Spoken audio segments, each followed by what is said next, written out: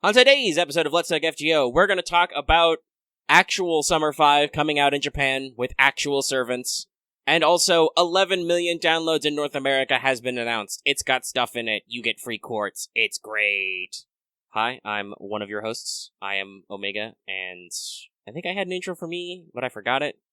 Something about swords or summer. Maybe I was VR swords. I don't know. And you can't tell if this was scripted or not. With me, as always, is Lucky, hopefully less of a robot this week. Hopefully. Everyone, I hope you're enjoying Fate, the Grand Order, aka summer has to end at some point. And while we here at Studio Mega like to bring you the latest in FGO-related news and memes, we will be talking about current and future events for both the JP and EM version of the game, so anyone wanting non-spoilers should go make some good old Camp Curry. Yeah, we're gonna go big on that. As usual, people have continued to be... we're like a minute in, I can say apeshit. Yeah. People have continued to go crazy with the stuff, and the mods have been a little up in arms. I think they've given up on some stuff because once it hits JP fan art, you can't stop them. Case in point, Summer Abby, actually. Once she started appearing in story as an NPC, and just fucking Twitter exploded, so you can't stop it. I was actually a little surprised. I was like, oh. Well, everything's time-gated, so you gotta make sure to actually... There's no self-pacing here. You gotta make sure that players can actually see all the stuff before the banner drops. Otherwise, it's gonna be weird. And completely unexpected. But okay. I mean, she was, but there are multiple designs and stuff. Yeah. And she didn't really get popular until she actually showed up. Like, Kiara super blew up and is still blowing up, probably because she's got so many variations in her ascensions. I'm happy that Consort Yu Summer continues to be super popular. Still not seeing a lot of Illya. Nope. There's a lot of Han stuff. We'll talk about why that is later. Not a lot of Tomoe stuff that I've seen either. There's a little bit of Tomoe, and there's a little bit of Bryn, and especially where Bryn and Sigurd as kind of a couples joke thing. And Twitter has recently turned on Summer Murasaki. It took him a little bit to bite, but I've been starting to see a lot more of her art pop. Maybe once we see, because we can only see one ascension of everybody. Maybe once we see them pop, we can actually get some more. Oh, I think I've seen a fair amount of Murasaki. Maybe it's just the circles I swing around in. No, like I said, it took a while, I think, for people to get a grip on her, but she started becoming more popular over the last couple of days. Tomoe still isn't taken off, and Illya still isn't super popular. Isn't it sad, Illya? Anyway, that was the intro, and it is time for me to remind you that this episode is brought to you by our patrons like Adam DeHarp, Icon Comics, Architect 10, Blacklist OG, Carlos, Qua, Jeremy Vasquez, Kylie Denton, Legendary Boss Hunter, Rogue Robin, Shawnee P, some guy named Bob, Sodasun 0424, 723, Feeding Gamer 75, and Zach Reed. If you like what we do and want to see more, consider supporting Patreon. You can get access to episodes early, lots of other goodies, and it really helps us out. Thank you for your support, everybody. Thank you. And we do have future further high-level shilling powers, but we'll activate those later. Perhaps at the end of the show, when we talk about business and stuff. Lucky can't chill. He has to drink some of this Rainbow Unicorn Bang. That's a flavor. Bangs, man. Yeah, I like Bang. And I'm just talking about you and the Bang flavors. Is all Bang just this way, or have you chosen these specifically? No. I randomly picked a fucking variety pack, and one was cotton candy, one was Rainbow Berry, then there's something Star Blast. And I think the most normal one is like Peach Mango or something. But no, there's definitely some other wild ones in here. This is just I don't buy my energy drinks individually. I go to fucking Costco and I buy a fucking 24 pack, and then I'm just like, all right. Well, this is what's in the variety pack. This is my fucking life now. I now have to drink cotton candy and rainbow unicorns. Peach mango, the bougiest of flavors. But alright, it's time to really quick check in with everybody's favorite Kohai, Mash. Senpai, 起きてください. That's right, everybody, it's time for Wake the Fuck Up Senpai, our regular segment for Pro Tips. This one's very basic, and it involves future knowledge. Quarter AP rank ups are coming, and there will be half AP dailies. This means that the 11 million downloads campaign that is coming up, which I mentioned in the intro, is a really great time to catch up on stuff. Don't sleep on it. Don't take it as a casual break. You only get 1 week on those quarter AP and half APs. So use them, or lose them. He will try his best. Send me your energy, because I'm going to be a sleepy boy, I feel. Well, I'm going to go apeshit. I have servants I need to level who weren't bonuses. I got spooked. But, okay. Well, that was Pro Tips, so. Yep. So let's move straight on into Records from the Throne, our regular achievement topic. It is just lucky this time. who would like to inform everyone that MHXX's smile has been protected and Summer Jalter is at NP5. Actually, I should probably say, I don't know if I actually said that last week. I don't remember the timing. I didn't write this down, but I did do all raids in NP5 Jalter myself. I don't know when timing stuff happened, though. Yeah, if you beat the raids, you probably have your Jalter at NP5. Lucky's strat was nice and clear cut. I just used Uncle Vlad on just about everything. Oh, except the Foreigner. That's one of the reasons why I speed rushed MHXX up, because I'm like, I need this Foreigner to fight this Foreigner. Well, yeah, that one. I think that one seems tailor-made to preview MHXX's abilities, because that's the only version of Summer BBB, the Foreigner, that has threat to humanity. So yeah, but yeah, so I had the niche. I used the niche. But that is it. Lucky's still working on Saber Maeve and Summer BB.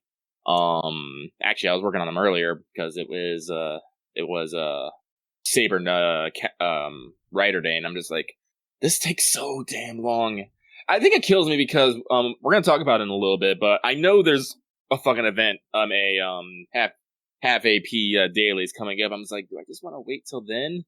I mean, that's what I'm probably going to do with BB, because my SSRs aren't fully leveled, as you can see from the fact that I didn't mention them. So, and God, I felt this with MHXX as well. But the fact that extras don't get the bonus EXP from Embers really hurts. Like you get so much less mileage out of that, even if you can cram anything in there. Yeah. Like I think it was last week's Saber Rider Day. I was doing Maeve and MHXX and just feeding MHXX those those sweet Rider Embers, and it was just like watching Maeve slowly climb higher and higher above XX, because they just don't go the same distance. Actually, I'm curious for an extra daily. What is the proper way to actually say MHXX? I like saying MHXX because that's what she likes to scream is XX, but I don't actually know. I'd have to. Does she say her own name at some point? I don't actually know.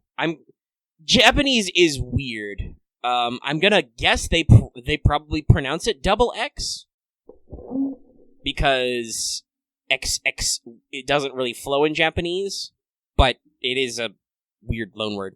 Yeah. Okay, so she says XX. Yeah. Yeah. Okay, so I'm just gonna keep going with NHXX. All right. That means I can use. Wait, actually, that means I need to find. No, we're not talking about cross. We're not talking about Keyblade. None of that. None of that. Well, now I can, see if I can find this gift. God damn you, your silent X's. You start that shit.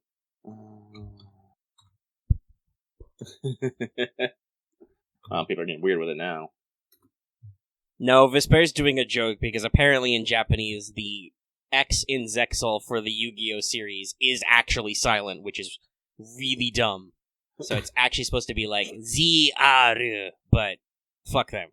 God damn it. No, you did not actually gift that. No, I didn't. Try that again. Remove the V. See if that works. Yeah, I don't think Discord supports give Vs. There you go. People who know who've seen this anime know exactly what's happening. Anyway. Let us move on to, did you finish your master missions? Hey, they're really easy this week. I don't know why they're lowballing us, but hey, I'll take the free quartz. You need to defeat 30 enemies, not servants or bosses. You need to defeat 15 humanoid enemies, aka servants.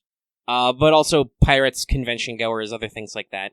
You need to acquire 2 gems or statues of any type.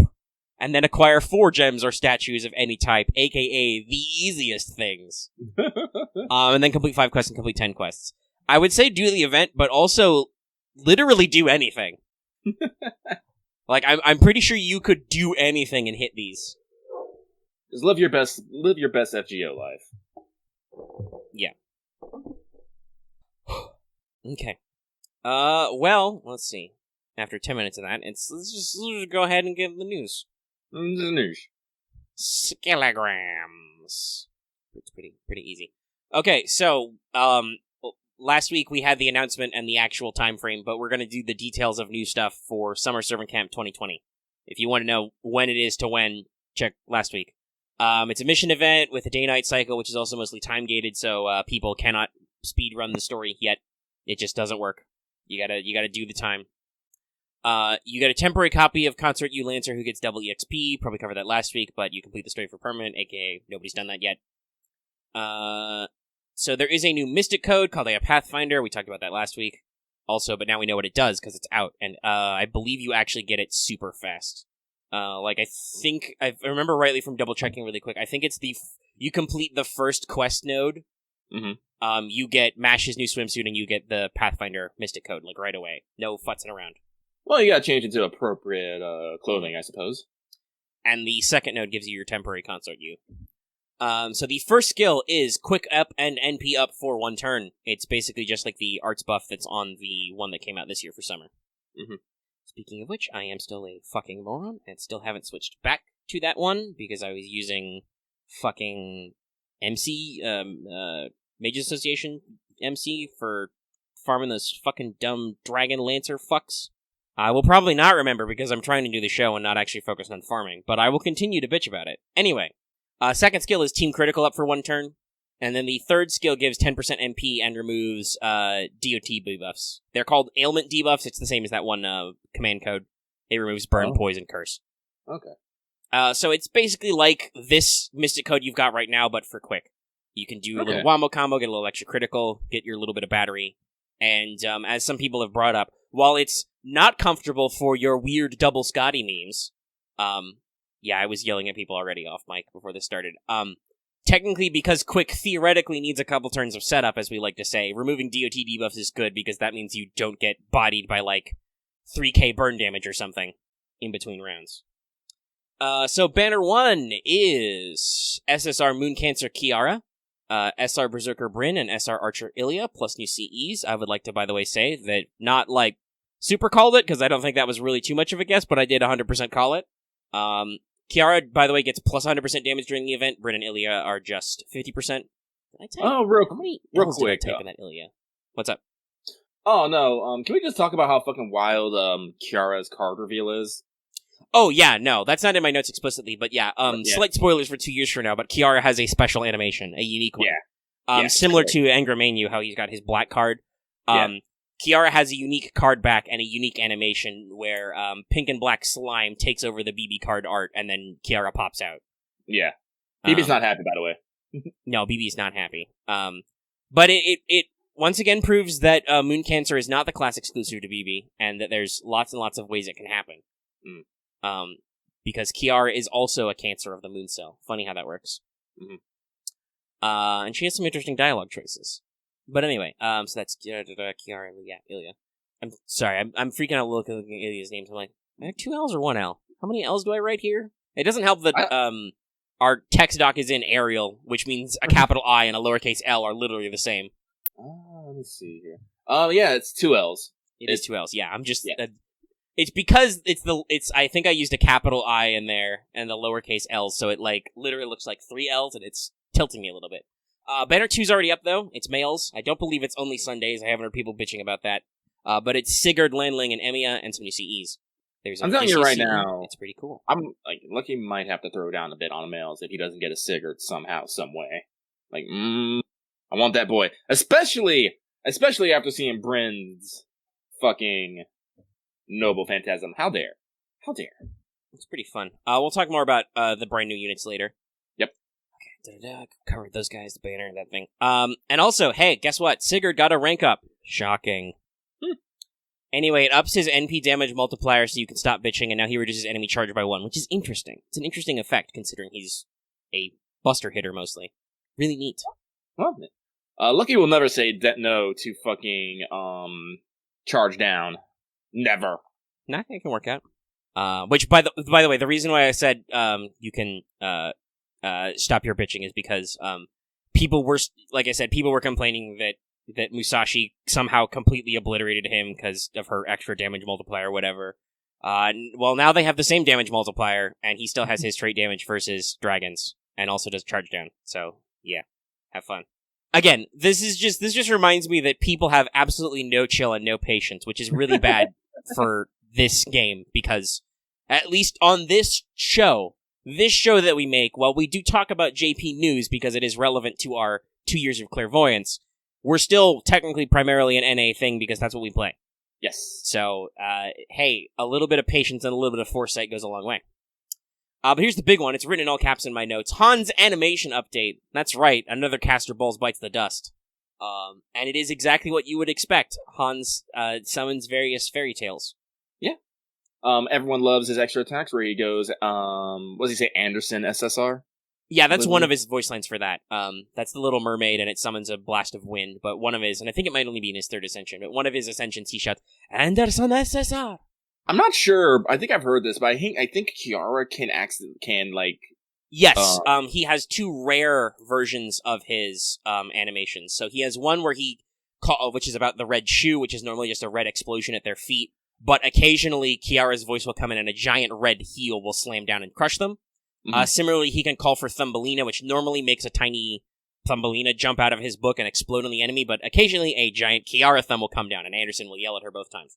It's actually really perfect because it really exemplifies the fact that in CCC, that's how they fought. Anderson, as a caster, acted as the master supporting him, and Kiara did a lot of the heavy lifting, so it's cute that she can show up a couple of times to help out. And very weird. But it's fun. Yeah. I think so. No? Doesn't Phantom use caster balls, or is he just generic claw animations? I feel like he uses caster balls. Oh, he does use claws? He does use claws. Well, he probably still needs an animation update. Yeah, him and Nushi probably still need to fix it, but one at a time. This gives me pleasure, though, for Shakes and Mozart, because they would probably be very similar as casters. He might, who knows. Still, that's a thing for that. But also, next bullet point, because they've already appeared as NPCs, it is determined that Murasaki is an SR Rider and Tomoe is an SR Saber. So, Rider and Saber, as predicted. Mm-hmm. This means that Abby is probably an SSR Foreigner. We'll discuss their kits and stuff when their banner's officially launched, however, because I don't think we have full details on anybody. Yeah, we're not gonna shoot from the hip here. Yeah, they're like, I know a lot of people are already pre-speculating, but again, a little bit of patience and a little bit of foresight. We'll just hold off until we have the complete picture, because I don't even know if we can necessarily determine like passives and stuff or not. I don't know. But yeah, it's cool. Yeah, no, I'm excited. I'm definitely thinking that this is going to be a banner twofer for me, but we'll see how that works out. On the other hand, it does mean that both of my targets would be SRs, and traditionally that has gone poorly for me. But I got 2 years to worry about this. There's also a lot of other weird background shit. I'm not discussing nothing yet, though. Lucky doesn't know anything, and I'm not talking. Yeah. That's how it works. Like, if there's some gotcha moments or some weird shit or whatever in the background, maybe we'll mention it. But unless there's a banner pop, let's just hold it in, kids. Hold it in. Yeah. We already have enough talk of our squads, doing things. Like, Lucky, when we say Lucky doesn't know anything, Lucky just sees, screenshots on fucking Twitter and is like, I have no idea what's going on here, but I'm excited. So... Yeah. But yeah, that's all of our so far relevant details on Summer. Presumably next week we can bring you the Banner 3 and the full details on those units. Yes, Vesper is completely correct with this. Lucky only knows that Lucky wants them all. Yes. I guess that's it for that. So let's cross the Heckin' Ocean, full of its heck and its water, for 11 million downloads. Going on here, 824 to 96. We made it. Now, we're going with the usual download campaign. Log in for 7 days to get 10 of various things. Yep. With extra JP hard capped at 10, so we hard cap at 10. Yep. Extra master missions added. Clear up to 80 rank up quests. Get a total of 80 quartz. That's in tens, by the way. Yeah. Jeez. How many rank ups have I done? There's 85, because they talk about that for a later bullet point we'll get to. So there's 85 total rank up quests. You can complete up to 80 to qualify for extra Saint Quartz. Oof. But on top of that, we also get quarter AP rank ups until 8:30. It only lasts a week. Same with half AP Ember dailies. Extra stuff in the MPRP shop, the usual. Quarter QP cost to level servants and CEs, but level up only, not other QP stuff. Also, by the way, that's clearly a half. I just want to cover that. Lucky misspoke there. Don't want to cause any confusion. Oops. What did I say? You said a quarter, which would be very good. Oh, my bad. It's only one half, but that's still nice. Mm-hmm. But only on level ups. Times 2 Saint Quartz for... times 2 Saint Quartz rewards for rank ups, which are retroactive. All rank ups are now worth 2 Saint Quartz at the end, and you'll get the ones you've already done. Yay. Yay. So we get a summer summon banner with Summer Artoria, Marie, and Martha with their respective CEs. Hooray! So, hooray! That was banner 1, wasn't it? Or was that banner? No, that was 2. That was 2? Because I think the last one we had was banner 1, because it was Tamalancer. Oh, that's right, Mordred, etc. Yeah, that's right. But yeah, this is probably your last really good chance to get your Summer Artoria if you want one, because other raid-ups are weird. But got some other stuff in there. You get a little bit of a slush one. Yeah, you get a little bit of starting cash and plenty of tickets too, because the usual extra stuff in MP Shop includes another batch of 5 tickets, EXPs, etc. But yeah, that's the news. The newsies. What the newsies? All right. So with that done, what's the mission clock at? I don't think it's about 23 minutes. Yeah, we're doing all right. So we're gonna move straight into Let's Talk FGO Mailbag. Yay! This is the part where I push a button a bunch and there's a whole bunch of sound effects happen, but I don't have that set up, so whatever. Do do do do do. No. All right. So we only got 33 this week, so hopefully we'll actually get through them all. We will see. But with that, the timer starts. Meow. And we start off with the guy who's forced to give BB literal piggyback rides. Oink. They say, "Dear Lucky Omega, has there ever been a moment where you honestly questioned why a particular servant was made a servant? If so, what servant was it? Example. I always thought non-living objects / concepts like the concept of children's storybooks, aka nursery rhymes, were random choices to make into servants. Personally, no. That's literally a thing that they say. It doesn't even have to be an object. It could just be a concept. Mystery. Yeah. That is the one kind of problem we have because you can't get FSN officially translated. Because all the anime adaptations cut out a lot of the extra world building and shenanigans. Which is important because Nasu has established a lot of these underlying concepts like mystery and stuff beforehand. It's just they're not communicated well to the FGO playing fan base, and they aren't really elaborated at all in FGO because, it's FGO.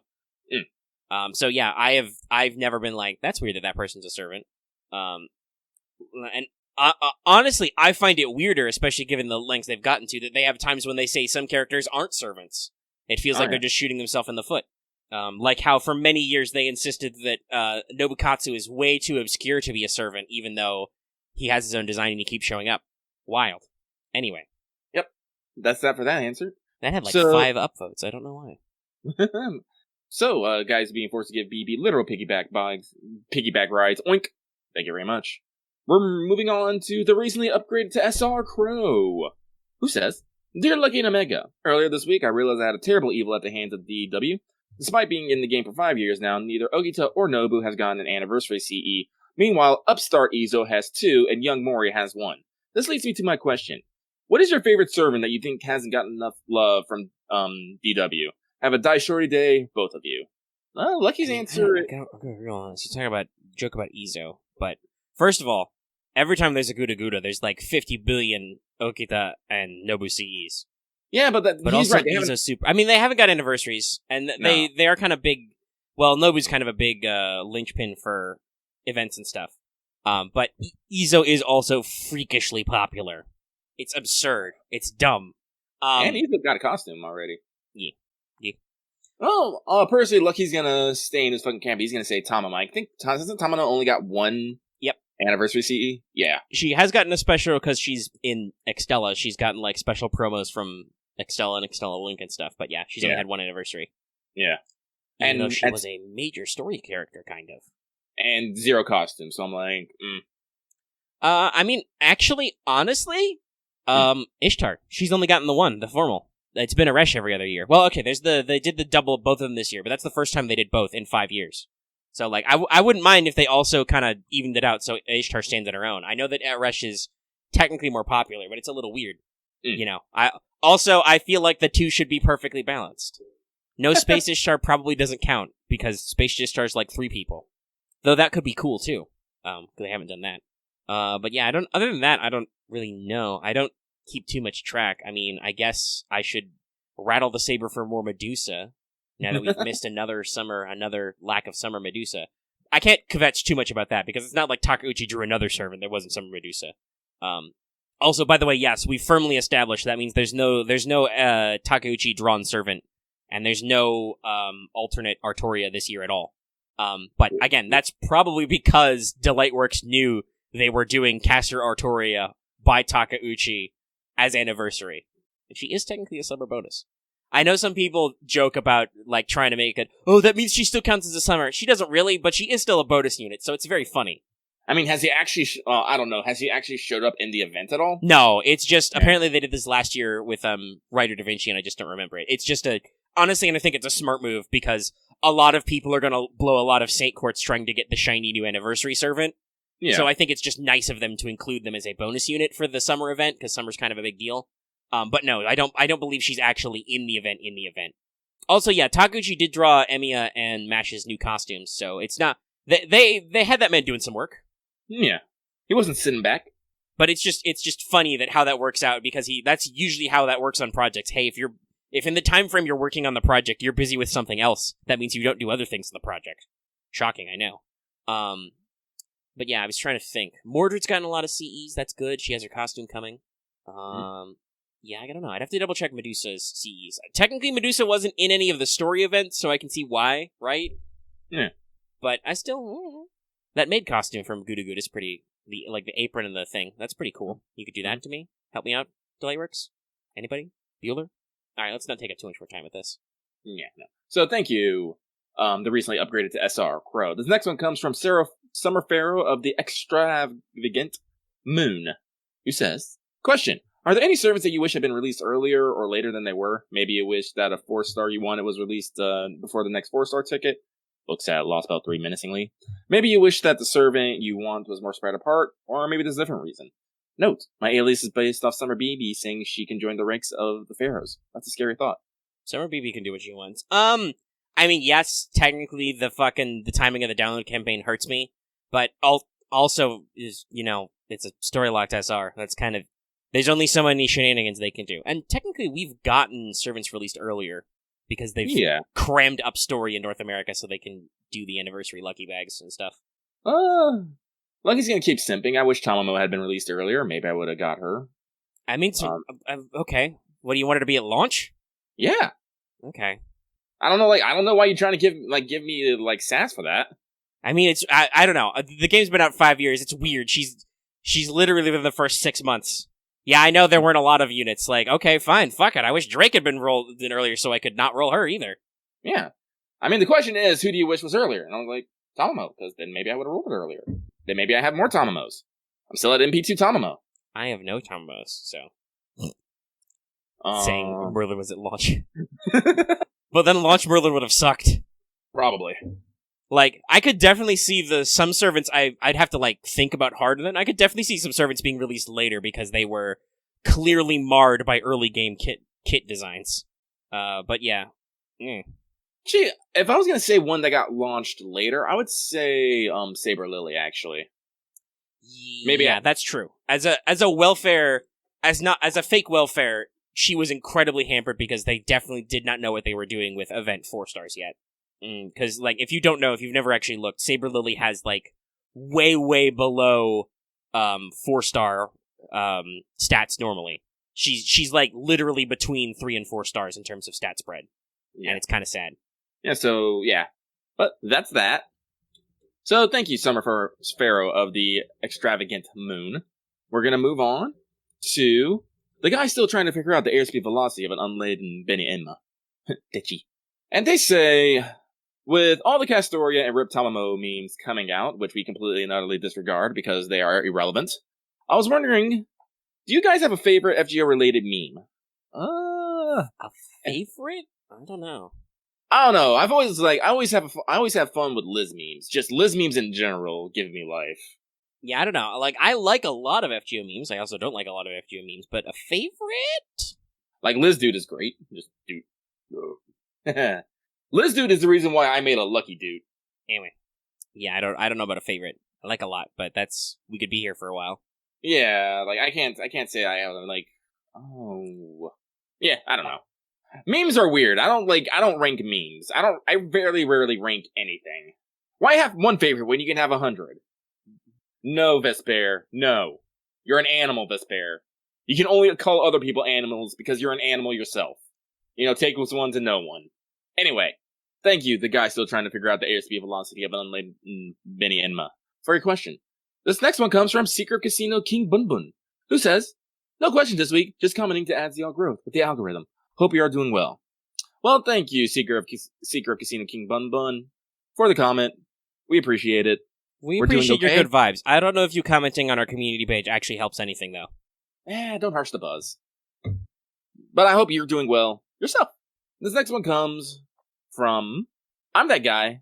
That guy. The one in the back. That guy. They ask, when we finally get Mash to Bond 10, what Bond CE do you think would be cool to get from her? I want her old damage cut back. I don't know if it's a Bond CE effect, but if it was a Bond CE, it'd probably be like her first book or something. Because that's what a lot of MASH did a lot in those first days. Or maybe it's just an image of looking at a fallen, like a fallen master on the ground. Just passed the fuck out. Just dead. Where it all began. I don't know. Legendary Boss Hunter saying, I would love it if CE was called The Journey So Far. Could be. I don't know. I think it'd probably be like, knowing, like, MASH, it would just be like the start of a journey or something. Shoot, that reminds me. I forgot the quote immediately. What? I watched an OSP video today about Greek history. It was brand new. To date the video, even though the video is already dated. But apparently, Greek historians after would carry on with that. It was something like, and after all that, it was basically a way fancier way of saying, and after all that stuff, that could be a cool way to title MASH's Bond CE. Oh, neat. Kind of idea of just saying, and after all that. But thank you, I'm that guy. That guy. The one in the back. That guy. We're gonna move on to Isekai FBI. Hey, look, again, Lucky, it's been a long time since I sent the mailbag. How you doing? Hope you have a great day. You too, buddy. My question, what server do you think has a more iconic or popular version than the original, like Kentucky or Kentucky Rider? Martha, or Summer Monster? Artoria. Jesus. Yeah, probably. That's because there's so many that people can find their favorite. Yeah. Like, despite Artoria being on, literally the poster girl, and she is an SSR, and she does get rank ups on her. Well, yeah, they gave her it's not like she's devoid of love, but she gets absolutely no involvement from the writers, probably because Nasu is a little bit of a knobhead. Yeah, and then, everyone's talking about, some are Artoria strats, Castoria strats, Saber, Saber Alter got more story involvement than Vanilla Saber. Yeah. Heck, shoot, that was actually a fucking joke in the fucking Gouda Gouda drama CD. When Ayako Kawasumi was talking to herself. She had to stop. That's right, yeah. She basically took a breath and said, I'm sorry, I'm doing too many voices. Saber Alter was all like, yeah, I'm the budget you, which more people actually want. And it's just like, no, it's kind of true, even though she's story locked. It's wild. Let's see here. Tamamo's kind of even keel. Like, her Lancer form is good, her caster form is good, and Tamacat, which is technically Tamamo, but not Tamamo, is okay. I don't know if any Tamamos or any. So, like, people are also saying Nero. I don't think other versions of Nero are more popular than Nero. Yeah, no. Like maybe is Bride truly more popular than Vanilla? I don't know. I don't think so. Well, in the quote-unquote meta context, yes, because single art Saber with fucking MP gain makes people literally wet their panties. Yeah, but anyway, I mean, we still got costumes, whatever. Yeah. But, yeah. Actually, Gil's a good one, yeah, that's right. Yeah, Caster Gil is probably... Nobody fucking likes that Archer asshole, but Castiel, he's cool. Everyone loves him. Fucking gorgeous P. Great. Yeah. But we're gonna nip this in the caboose so we can keep moving. So thank you, Isekai FBI, for your question. You gave us a bit to think about. And we move on to that guy whose alias is, that one guy who exists, who wanted a Dantes, but got an MHXX instead. We have a lot of guys... That means you were rolling on the wrong banner, you fool. They pitched me a softball, Lucky. It took me a second for that to click, but yeah. Hey, Lucky Omega. Hope you're doing well and hope you got some of the positive vibes I sent your way like you asked. I'm managing. Alright, but thank you, that one guy who exists, who wanted a Dantes and got Image Double X instead. This next one comes from a man who asks, Dear Lucky Omega, I was just wondering if there are any servants where you liked alternate versions more than the original. Thanks, don't let Fall Guys stress you out too much. We actually had a pretty good Fall Guys time last night. Lucky actually won one. Omega almost won one, but there was a fucker. Yeah, it was a little bit of fucking. Mm-hmm. If you like to hear Omega cuss and scream, though, there was some of that. Lucky just gets slightly higher pitched. When I'm actually mad, I just, start going fuckity fuck. Wow, it was like 3 days before the fucking event ends, and I finally got a CE drop. Yay. Hey, Neat. Anyway, I said we're gonna reverse it 5 minutes. I love Caster Gil way more than I will ever love Gil. All day, every day. But other than that, no, like, very rarely do I separate alternate forms from, like, original forms. Like, even with Artorias, I still mostly, I separate my Artorias into two camps, really. There's the King of Knights, Artorias, I should say. And then there's the, Servant Universe Artorias, which is, MHX, MHXXX. Like, that's usually the two brackets that I just separate into say they're all the same. So, with that, and then, like Medusas, I'm like, nope, all Medusas are good Medusas, all snakes are good snakes. Yeah, golden is golden. That's just a set. Yeah, no, that's it. It's like, literally, it's it's mostly just Gilgamesh. Like, I'm trying to think, like, do I truly like anybody better? Because, like, the previous version of this question, the alternate take, was talking about, like, summers, and I'm like, is that really that different? I don't know.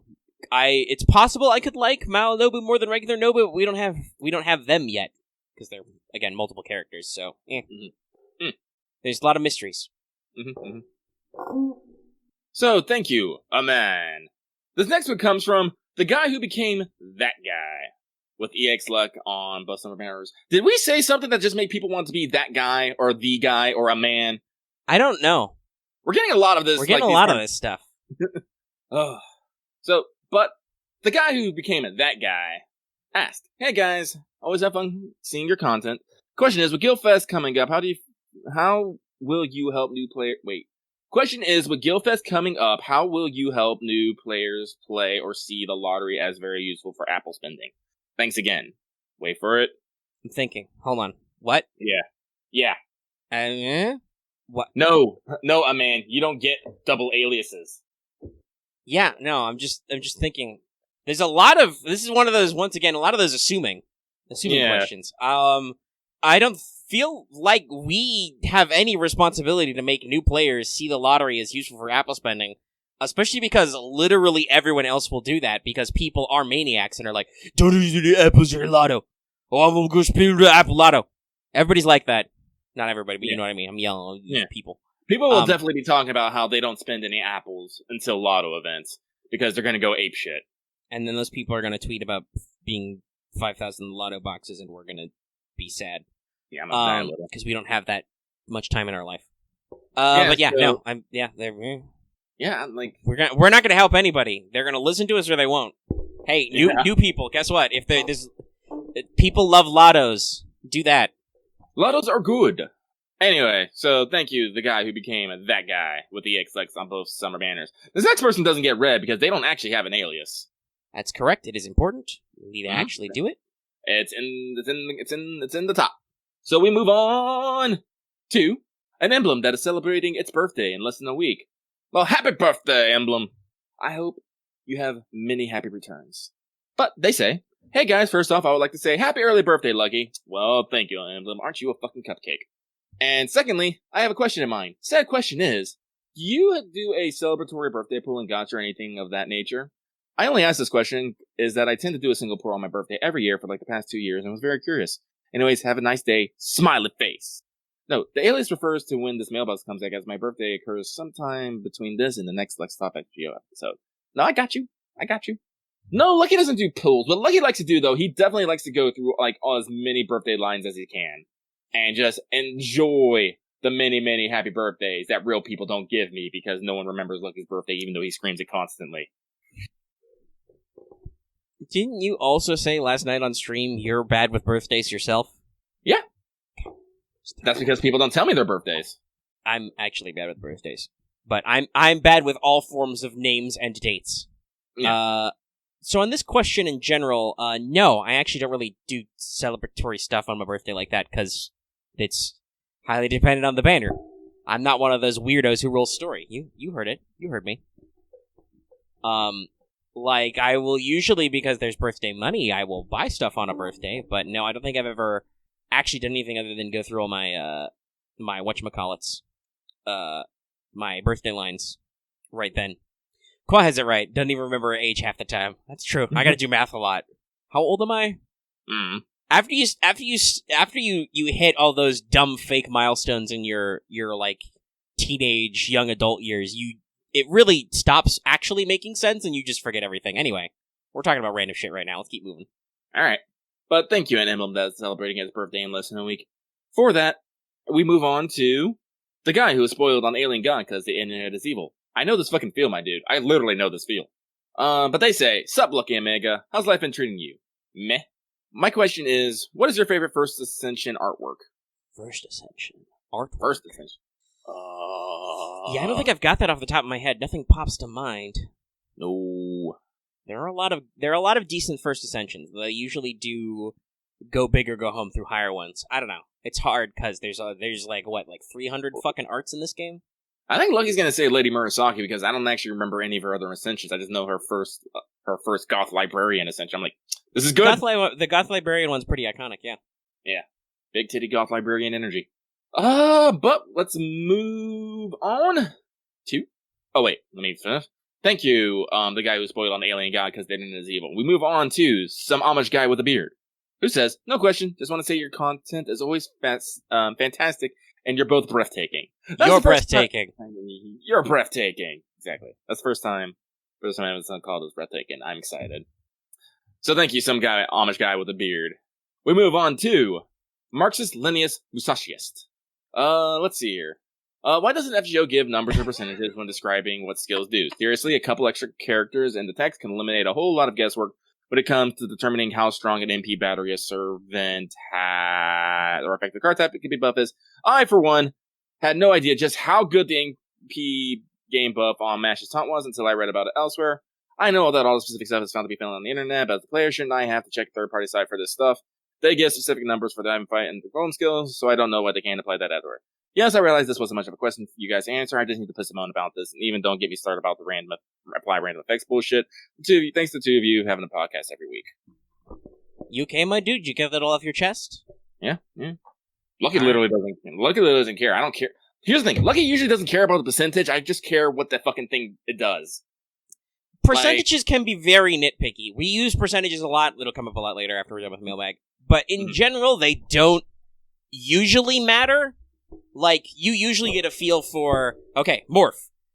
Defense for several turns, significantly increased defense for one turn. Cool, you got it. Perfect. Yeah. You know what that does. You got a special charisma? Okay, so you know roughly... Charisma is roughly 10 to 20%, maybe a little bit less, and then some bonus 10 to 20%. That kind of shit. I don't even think brain that. I'm just like, the skill gives me more damage. Okay, cool.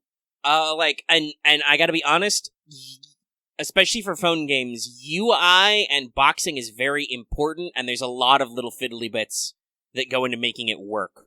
So I know it's only a couple more characters, but it still could be an issue with, like, box formatting. Like, remember, they literally only made, buffs go to 2 stacks recently, and I'm gonna assume that was probably with a lot of fiddling with the display features to actually make it work correctly and not be weird. So yeah. Yeah. But you feel how you feel, you do how you do. Thank you, Marxist-Leninist Musashiist. We move on to a crocodile or alligator that resides inside and drives movie theaters made by Chevrolet. Drives movie theater. Resides inside and drives movie theater made by Chevrolet. It's okay, we know who this guy is. We know he can't type. Yeah, I know. But still. Well, actually, I don't know. He's saying hi, kids, so I don't know who this person is talking to, because I am clearly not a kid. So, apparently, this person posted in the wrong, fucking, Come on, Lucky. You read the big, dumb, long gotcha rant. Alright, fine. Hi, kids!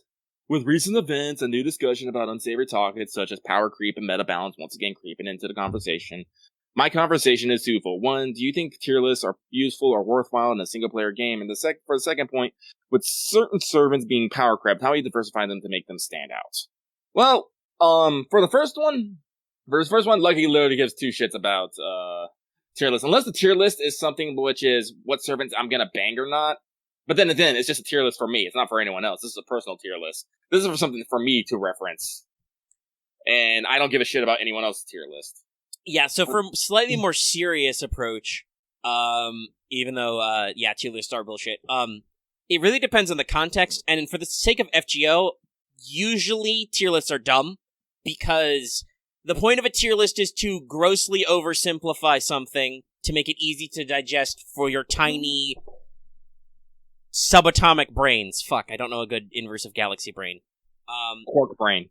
Quark brain, yeah, for your teeny tiny quark brain. Which, yes, there is a merit for making information easily digestible. We literally just had that question. But that's why I called it an oversimplification. If you have one tier list for everything, that's stupid. That's not helping anybody. Like you can't go, ooh, Merlin's the bestest, but then what if they only have quick servants? Like, what if they've literally only got fucking Berserker Lancelot? Similarly, okay, you can't do tier list of like, oh, Berserker Lancelot, he can do anything, doesn't matter, you need double Scotty. Well, I don't have a Scotty, so yeah, and tier lists have to be specific to the type of content, and the problem is that most people who make them don't bother with trying to clarify or qualify what they mean. And I see this all the time in other shit, too. Like, I read a really spicy tier list about, frickin' Star Wars Legion the other day, and I immediately threw it out, because they had an F list, and I was like, wow, you're super bad. You're super wrong. Because guess what? Just because you think a unit is bad or you don't want to do that doesn't mean that other people can't make that sing. Especially in FGO, you can invest a lot of time into making your units your own. So, yeah, it's not really purposeful in this kind of game unless you're actually doing a lot of organizing and categorizing anyway, which kind of defeats the point of a tiny quark brain tier list. Yeah. Also, yes, that is our official policy. Lucky named it. Tier lists are now quark brain. Teeny tiny brains. Part 2. Well, this is a really big, long question I don't think we can answer on one show, but listen back to last week. We had a very long conversation about how you could quote-unquote fix Jean, for an example. Yeah, like, honestly, to fix servant, it's usually you just need to modify their Noble Phantasm or modify a skill in some form or direction. Yeah, you just...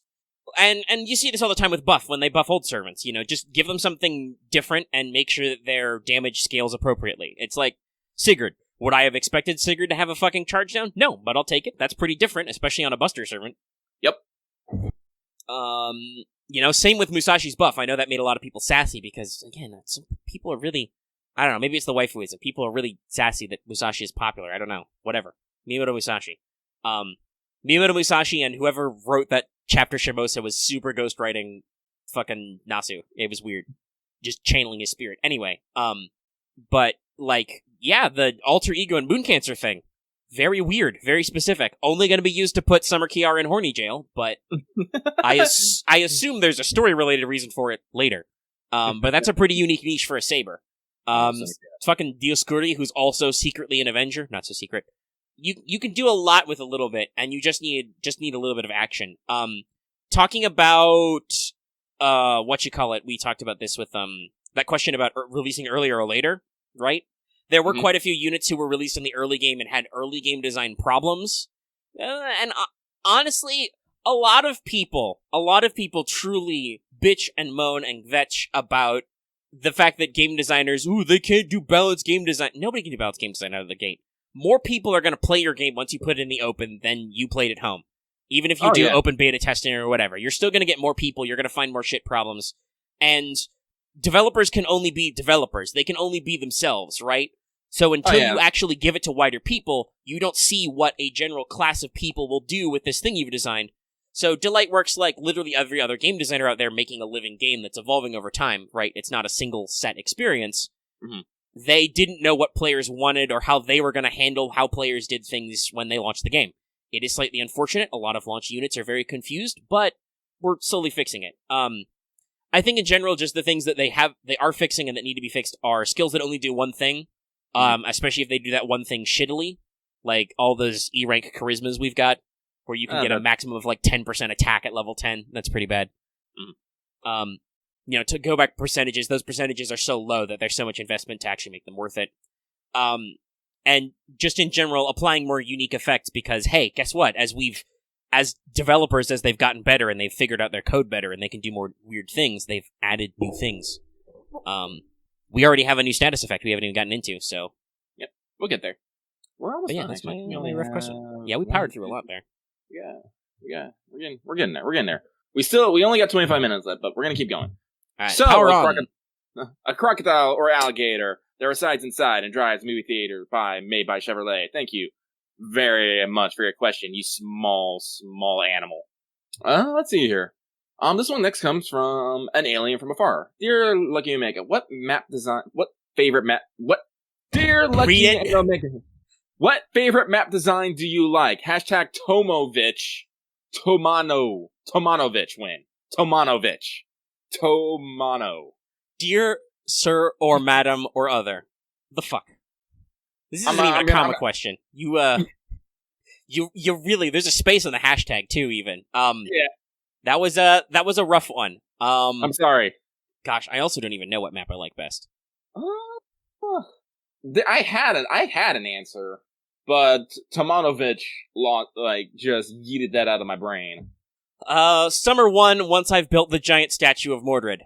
Boom. Done. Smoke bomb. Lucky's gonna continue to be turbo thirsty. I'm gonna say CCC. Literally, your map is a giant, beautiful woman. Yeah.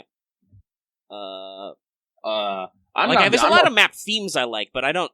Maps are okay, and we haven't seen all the maps, but generally they are still maps, so it's kind of weird to pick a favorite. Yeah. But thank you, an alien from afar. We move on to... People are really freaking out in the live chat about what you posted, too. This next one comes from Fluffy as Love. Fluffy as Life. I actually did that backwards, but it's the same thing. Q! Hope you guys are doing well, sending you positive vibes. With a new summer theme being camping, which servants would you like to go camping with? Who wouldn't you want to go camping with? Okay, for wouldn't, we need to build the master list. No Liz. Oof. You're gonna ruin the sereneness of the wilderness. Not that I would necessarily want to go camping, but if we're gonna do it, we're gonna do it right. As much as I like Liz, I feel like if I involve Liz, something bad's gonna happen. She's gonna, try and build a stage for woodland animals, and we're gonna get attacked by angry bears or something. Yeah, by that same extension, Nero has to get added as well. Like I said, I truly believe that these people... Also, Lucky, here's the thing. Nero wouldn't go camping. She would only go glamping. Sorry, they caught me by surprise. I thought of it just now. Guys, if you don't know what glamping is, Google it. It's kind of funny, but yeah, no, Nero would totally do that. Oh my god. I kind of want to... I don't know... I feel like any of the Oni would be asking for trouble. Like, putting them in the woods, it would be like the start of Summer Ibaraki all over again.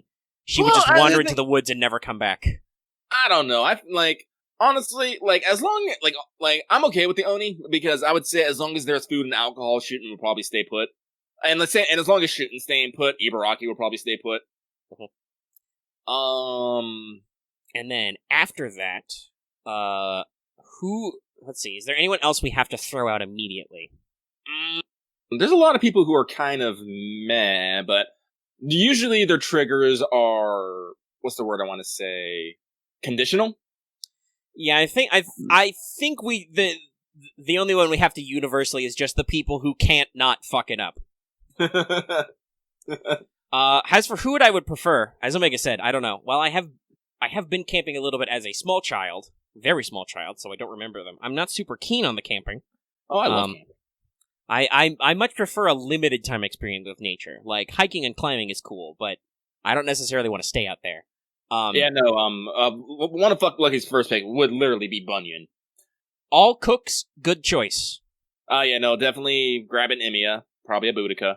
If you have to cook, if they can cook, that's a good choice. Bunyan's a good one. And then any of our wilderness survival friends, Robin, William Tell, outdoor people. No, not Kyo. Kyo can come, but she's not in the A team. Kyo has a rule. Kyo has to stay in Kyo's tent. Let's see here. Like, as much as I like Tamamo, I don't think Tamamo would do that great with camping. That is definitely not a Tamamo type thing. Honestly, I can see a John. I would take a John. I think John would enjoy it. She'd be a very neutral party, but, One-san vibes. That vibe. I don't know. Apparently, like, from what I understand about Summer Kiara, she is, well, I don't know. I could be completely fucking wrong. But I think she's literally just happy to be doing something normal, like fucking summer camping. I don't know. She could be fucking Ascension 1 and 3 are. Fucking bad cop Kiara is a bad cop. Yeah, but like, because I did read her translations of her line, and Summer Kiara is like literally like, oh god, I get to do something normal with like people that like yes, I never got to do before. She just gets to hang out. Yeah. And Summer 3 Kiara is like, yes, I am a mermaid. Nobody can take this from me. Shut up, Hans. But so I wouldn't mind taking like Summer Kiara. Regular Kiara, maybe not. Summer Kiara, yes. And BB, well, we already have seen what's BB. Like BB's gonna BB. Also, BB wouldn't go camping. She would cheat somehow. Yeah. Oh yes. Ark Kids can come. That's a good one. Yep. Ark has a very good point. Bring the children. I would bring all my smalls. So that'd be Jack, Rhyme, John, Alter Santa, Lily, Bunyan. I feel like I'm missing one now. I'd probably bring Illya. Well, that's it. We probably need to bring some huge dudes to like chop firewood and stuff. Bring some knights. They've been in the field before. They just can't cook. It's not allowed. I bring me a golden. Kentucky literally grew up on a mountain. That's true. Fucking Kentucky is that's what I said. Any wilderness boy can come. Also, I guess any wilderness ladies like Ushi. She knows the woods. If I bring Asterios, I have to bring Urale, and if Urale comes, then Sedeno's gonna come, and both of them are coming. Then Medusa's coming. Super Orion. And anyway. we bring Herc so we can send him for batteries when we need them. Enter loop. Yes, I daren't. Yes, actually, this is very true. I mean, that would totally happen, and may actually have happened. I don't know, but I feel like there's a lot of fucking characters in the summer camp event, so. So clearly we're not going summer camping, we're going summer villaging. Hey, I mean, if you gotta do it in style. Campgrounds are pretty big, you can rent out a big space of them. Oh yeah, you can. But okay, so I'm gonna stab this question now. It is dead. It was good thoughts. I like it. But we must move on. So thank you, Fluffy is life, Fluffy is love. We move on to Butterfly, uniformly tethered to English release, ferrying Lucky's yay sayings. All in good time, good sirs. Plenty of goodness coming your way at minimum, let alone the future additives now that we're on the same playing field app-wise. And with how swiftly time can fly herein, it will not be long before spring song cometh. As our co-conspirator always says, a tender espere. Well wishes and fortune fantastical, guys. That was a thing. Thank you for your comment. Mm-hmm. Thank you very much. Once again, I always wonder, did we do something to prompt this? I don't know. I saw this one earlier. I'm like, I need to do this. I need to put a voice to this. I don't know how my voice came across, but I hope you enjoyed it. We move on! I'm not even gonna read that alias again, no. We move on to a former Eagle Scout helping out at Servant Summer Camp. Dear Rabbit of Tyranny Lucky and Jedi Master Omega. This is where you get a look, Omega. Simple question. Do you like camping? And if so, what would you do at a hypothetical camping trip with Mass Da Vinci, Holmes, and Goldorf? Yes, limited to the virtues for ease of thinking. Now pardon me while I hide from Lucky's spy rabbits. What would I do on a hypothetical camping trip? Read. Like, that's what I do on camping trips. Like, yeah, I gotta be honest, I haven't been camping in a long time, and to answer the first question, do I like camping? I do like camping, but like when I go camping, I usually set up my tents, I set up my fire, I make sure I have meals for the day, then I pull up a fucking big ass chair and I start working on a bunch of fucking books while I enjoy nature sounds. Yeah, no, that would probably be what I like. Do a little bit of hiking, do a little bit of reading, cook s'mores and hot dogs and shit on an open fire. That's it. That's what you do. It's camping. Yeah. Camping doesn't have a lot of activities involved that doesn't involve you maybe like wandering off into a fucking possibly woods. swim in a lake, but Yeah. Listen, I like swimming, but I don't know about lake swimming. But that might also just be my years of Florida living. Yeah, Lucky's done plenty of lake swimming. I said ocean swimming makes me go no. A lake's not gonna have a weird-ass riptide that's gonna drag me out 14 miles. Underwater, they will come out of the water and get in the bayou. Anyway. Like I said, Lucky actually prefers fall camping. Because it's not too hot, because Lucky's not going camping in, like, 90-degree weather. Fuck that. Fucking no, fuck that. you need to be somewhere actually temperate to quote-unquote summer camp. Yeah. But, yeah, also, God, winter camping? Fuck no. I could do. If I had the proper gear, I would go winter. Yeah, camping. sure, but I'm like, I don't know. I'm not planning on a fucking Arctic expedition. No. Now, somewhere, I don't know, like in Florida? It doesn't usually get that cold, though I have been hiking in the Everglades on a school... Well, not really hiking, but I've wandered through the Everglades in areas on school trips, and it has been unseasonably cold. That's weird. But, I don't know. I'm just thinking I wouldn't want to deal with fucking snow. While camping? Fuck. Actually, speaking of layback camp, didn't fucking Redrop do a new summer thing? Redrop does many things. I could be just completely off. I don't know. Yeah, no. Redrop did definitely draw some new stuff, but I don't know if there it is. Yeah, because people mentioned layback camp, and that's right. Fucking Redrop used the layback camp kind of typeset thing for their thing. I was like, oh yeah, that's right. Here, I'll post it. If you haven't seen it, it's good. It's the good shit. Yeah, have I retweeted this one as me? I should double check. Yes, I have. Got it. Perfect. There's an adorable, by the way, if you look for them, somebody in the first comment has an adorable shot of 3 Valkyries eating sweets while there is a smug Mommy Scotty watching over them with earmuffs. It is adorable. But Redrop always does these giant set pieces. They're really good. Usually for summer, too. Like, anyway. Yeah. Wait, the timer's still going. We only got 13 minutes left. Yeah, let's power through. We only got a few minutes. Let's get out of here. Let's get on the All right, so the former Eagle Cell helping out a servant summer camp. Thank you very much. Next one comes from Killian King, who says, have a game quick question for you that's been on my mind recently. When it comes to attack plus traits like the Divisity or the Covering Fire CE, do the extra attacks applies to the attack as a whole or for each individual hit on the attack card? For example, if a servant has Divinity A plus 200 damage before it's a 4-hit quick card, does that attack have 200 additional damage or 800 additional damage since that card has 4 hits on it? Chat.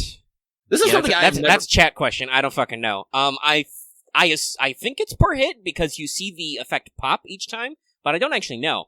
You could probably do some fucking basic math, but Vesper was just like, what was question? The short version of that question is, if you do damage cut or damage plus, and Divinity, is it per hit, or is it total?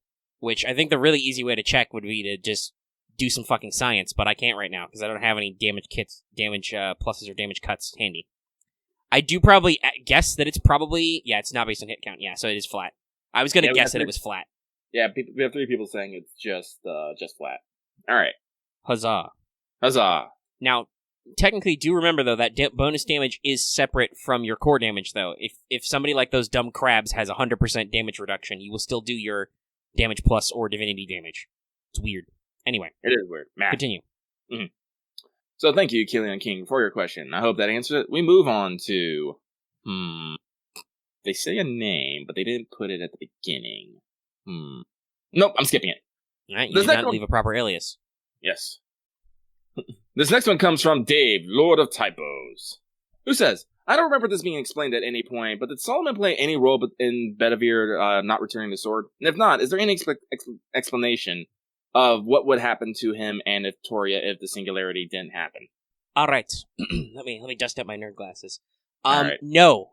In fact, that was kind of the point of that singularity. Solomon wasn't actually involved at all. Artoria's Holy Grail is her own Holy Grail, the actual honest-to-God Holy Grail.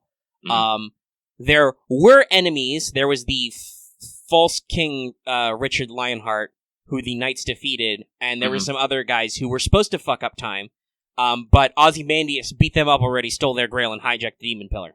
Yes. So, no. That was just because Artoria was a goddess and Bedivere was immortal, they accidentally stumbled into the singularity as a time-space fuck-up, and it still worked to Solomon's plan, basically. But it was still kind of different. Blame Merlin for a lot of it. Just blame Merlin. That's a good answer. Yep. So thank you, Dave, Lord of Typos, for the question. We move on to that one guy who likes art memes because it's blue, and blue is the best. They say, hello, Omega and Lucky, fairly new viewer here. Well, welcome. So I don't know if you answered this before, but my question is, can you explain why people always take... Oh, wait, hang on. Can you explain why people always take a piss out of meta servants whenever there's no real change to it, but when they come up, everyone goes crazy telling how everyone needs to roll for them? Really enjoy the show, and from what I've seen, keep up the good work. All right, your grammar's a little weird there. I'm trying to follow the question. Okay, so I'm like, see, I'm guessing it's. Are they? Well, Lucky, I'll springboard off this, and you tell me what you think. Mm.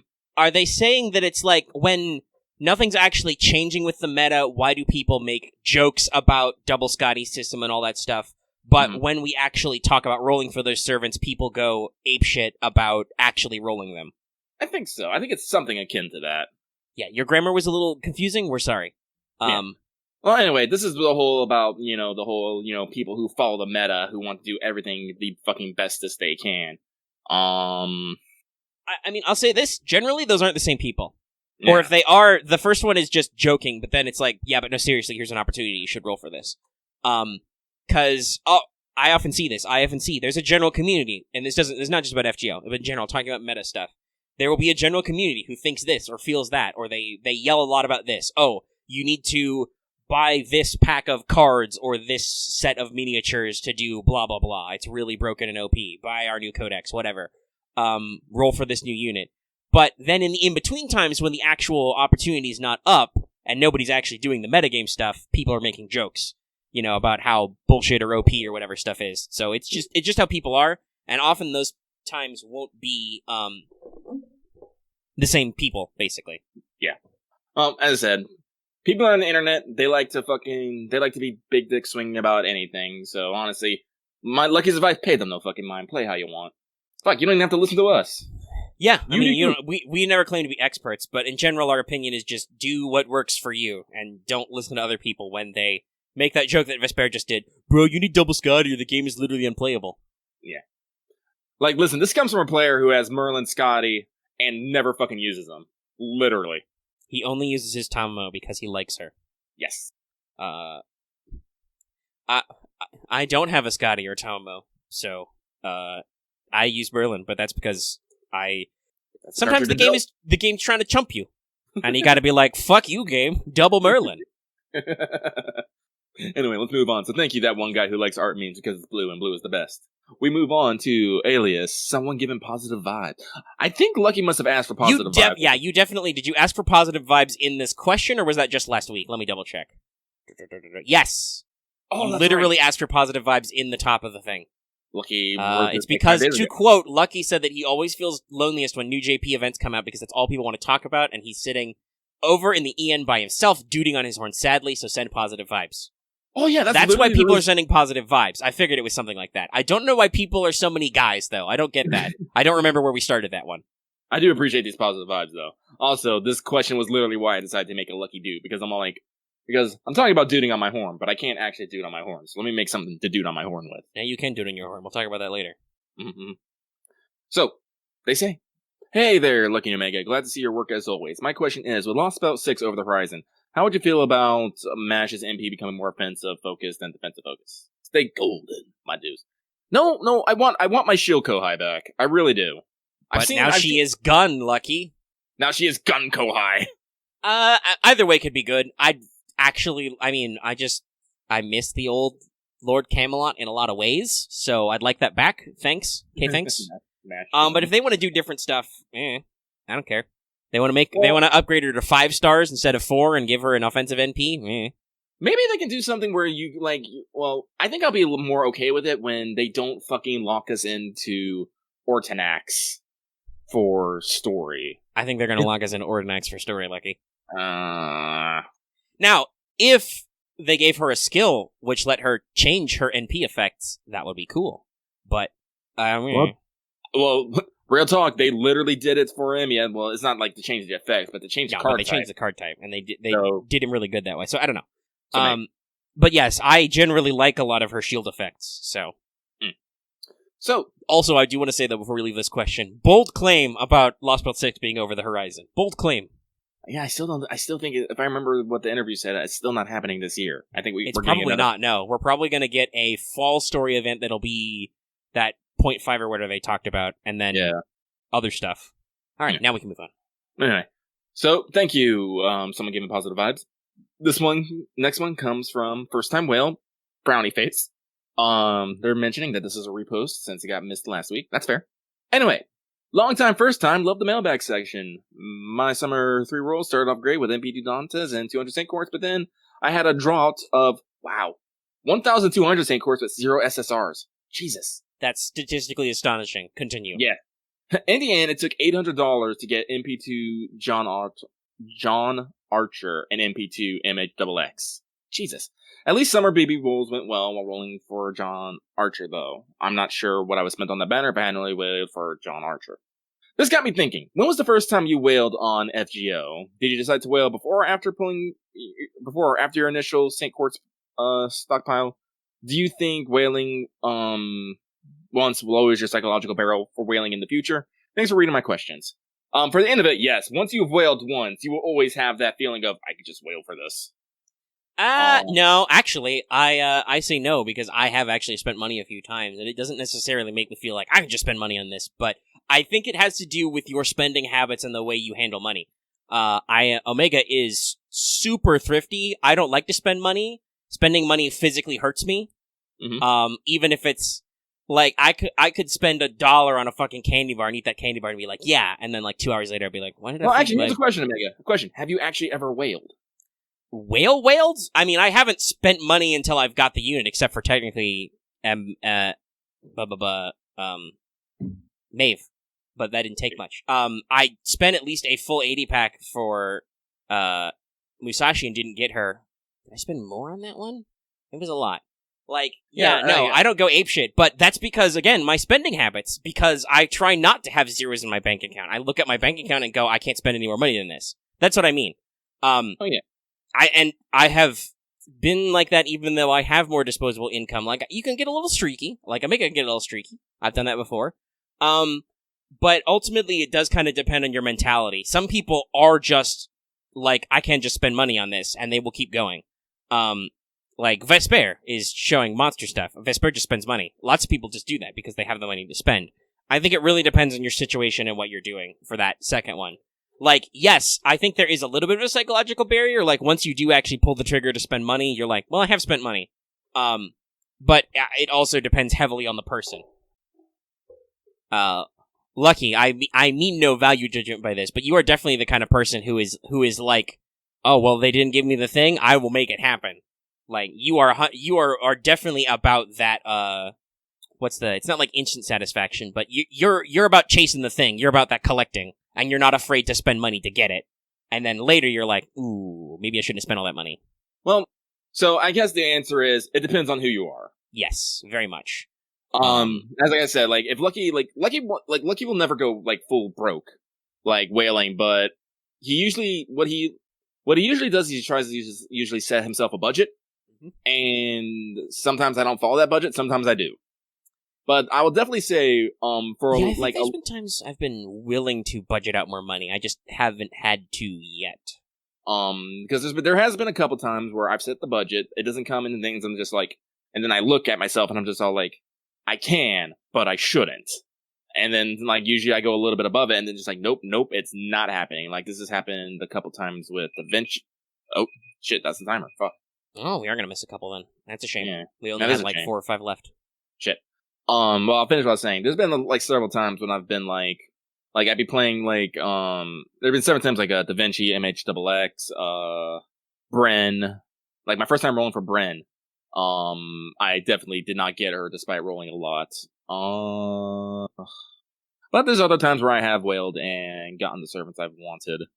But, like, I would definitely say that once, like, personally, like, Omega can say otherwise, but I personally do think that once you have pulled the trigger and saying that you have spent money on a thing, it does become a bit easier. Especially, I still kind of took that back a little. I'm like, what? There is definitely a threshold of, well, I have spent money on this. I'm no longer free to play.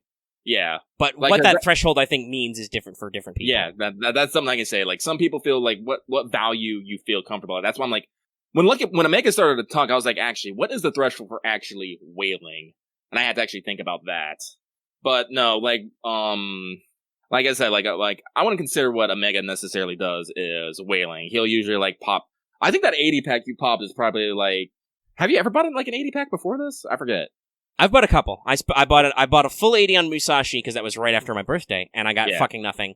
And I spent a full 80 on Saber Mave during the stream because we were making lots of money, but I didn't have to do that. I didn't need it all. This is what we're talking about thresholds. An 80 pack is like Omega's like top line. Well, that would definitely be a start. And like I said, knock on wood, I haven't yet had to unlock my wallet on, like, my really big ones. Like, I've gotten a Resh or Ishtar before I blew through all my free quartz. Also, yes, to answer the earlier question, since we should finish out this question in Toto, I do start with my actual free Saint Quartz first. Oh, like, same. If I don't have to spend money, like, I start with fucking tickets. If I don't have to spend anything real, I don't want to. No, same. But, like, talking about that, Lucky always assumes minimum he's gonna have to buy 2 80 packs. That's literally Lucky's minimum. Yeah, that is definitely a different mentality. Like, like you said, my start would be like, okay, if I have to, I'm gonna start with 1 80 pack if I really want it. But also, I think we have different attitudes towards the banners. If I like blow 360 quartz and I get fuck all, I'm like, okay, this banner clearly hates me. This is not an auspicious occasion. I stop. I know it's not how that works, but I'm like, no, the probability's not with me tonight. Lucky usually is like, fuck you, how dare you? And starts spending money. Especially if other people get it. Though, gosh, peer pressure is really weird to add in this conversation, right? Yeah. Like, honestly, I literally wouldn't have Merlin without peer pressure, because everybody was rolling for him that first night, and I was like, oh, right, everybody's rolling, I'll throw the 30 Saint Quartz, and then he showed up. Like, I wasn't gonna. Like, I think I'd probably roll less if I didn't always see people posting their rolls and being like, oh, Goddard. It's not so much people rolling, it's when they say, oh, I got 2 of them in 1 temple, and I'm just all like, what the actual fuck? Yes, when that gets me. The thing is that's an unusual occurrence, which is why people feel the need to shout it out. But yes, no, it's when people start yakking about how few Saint Quartzes they got something in, and it's like, well, people are having a happy. And sometimes, actually, Lucky, I don't know. Do you do this? Sometimes I feel like testing the waters, right? Like I'll sneak out a ticket, or maybe sneak out a single, see what's happening, and then if it's like fucking Mapo Tofu, I'm like, nope, it's bad. It's a bad night. No. Lucky's all or nothing. Okay. See, that's what I do.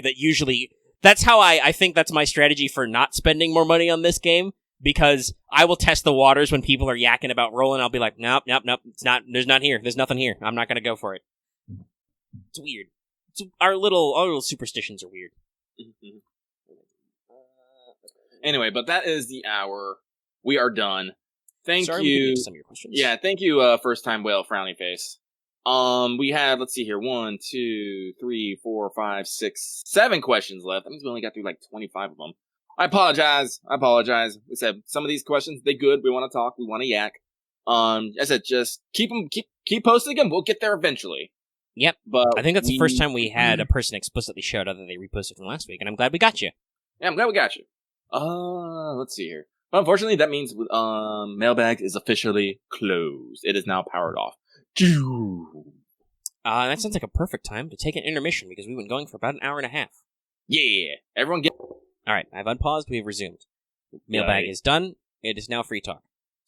Okay, let's see. Do we want to start with new servant deets, or do we want to start with other rando stuff?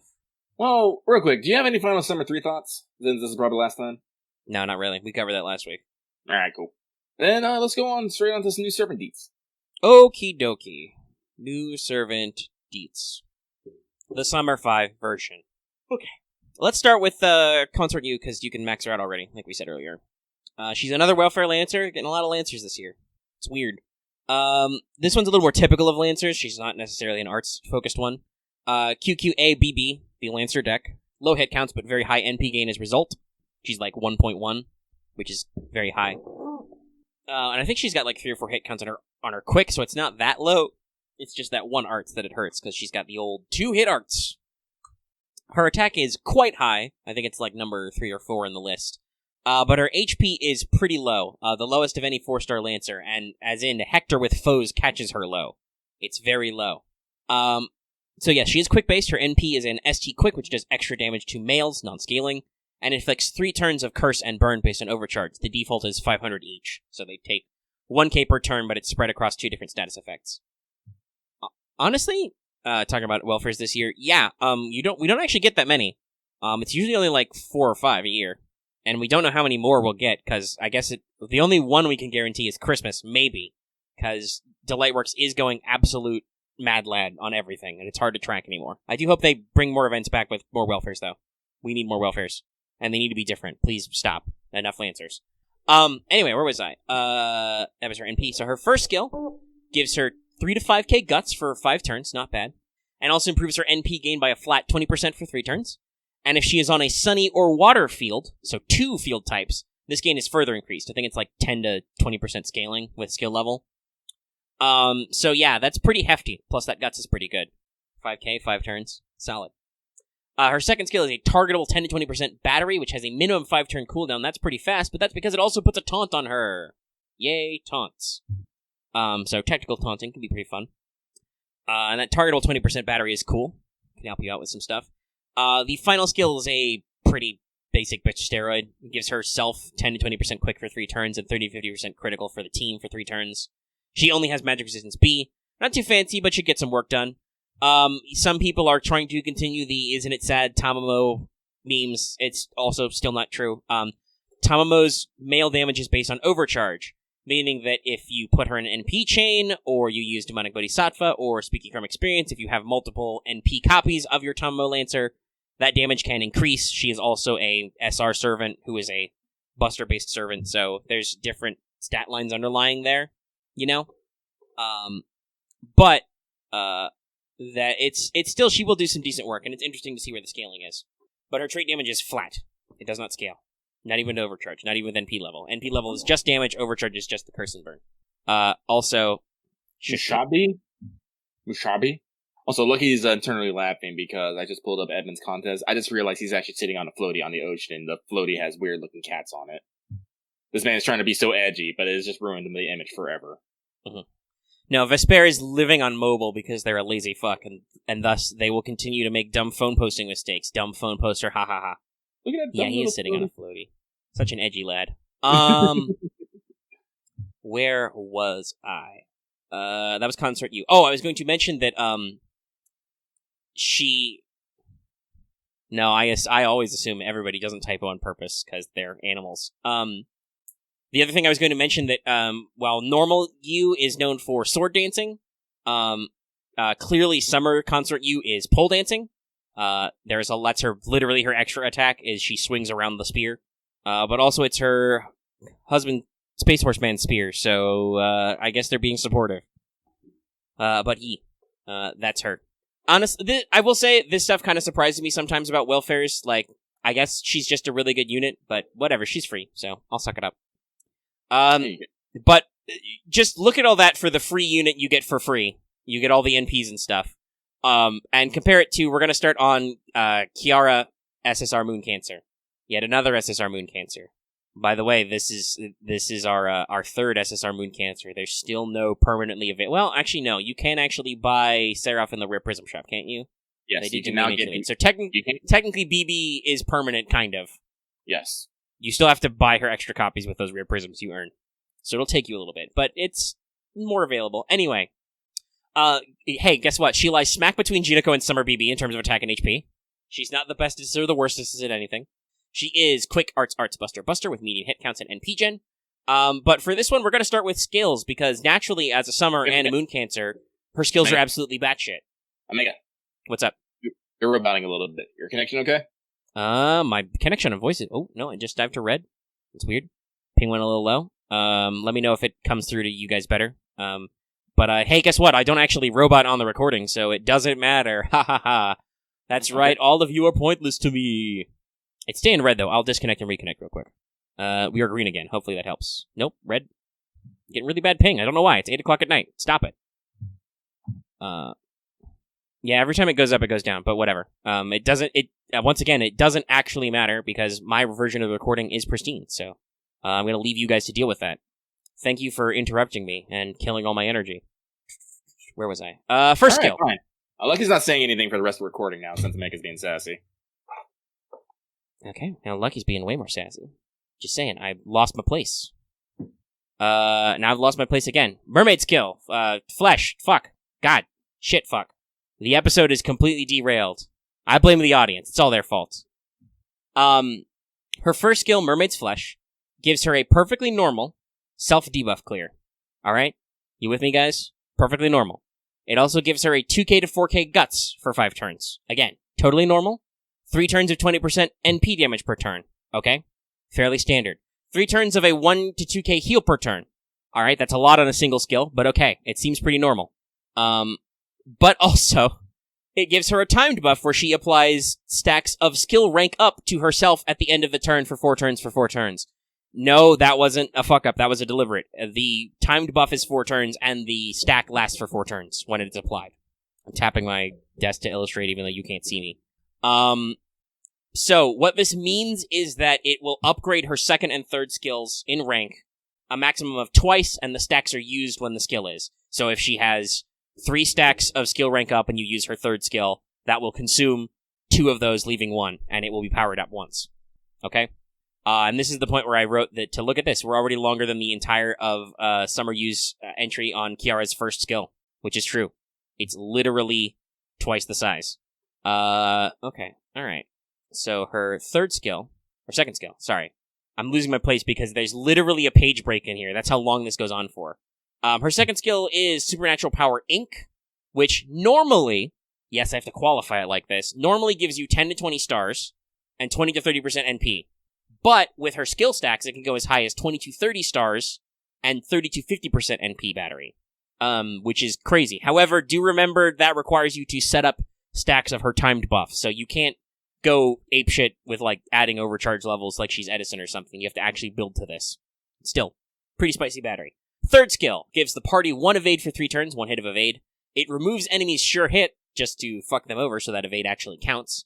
And it also reduces their defense and art resistance for 3 turns. And then it gives them a new effect which is tentatively translated as Bewitchment, which reduces their critical chance by 10% per stack. I'm assuming that's just per stack of the effect. I don't know if that's supposed to be static, if the stacks are consumed. I don't understand it. There's not a lot of detail. Somebody will yell at me in the comments about what it actually does. But when you rank up this skill, that increases the amount of stacks Bewitchment gets, and increases the percentage of the defense and arts res down. I probably should have got a water while we were in intermission, but I didn't. So now I have to speak a lot. To wrap all this up, her NP is an AoE Arts, which does bonus damage the more mental debuffs they have, and Bewitchment counts. Bewitchment is a new mental debuff.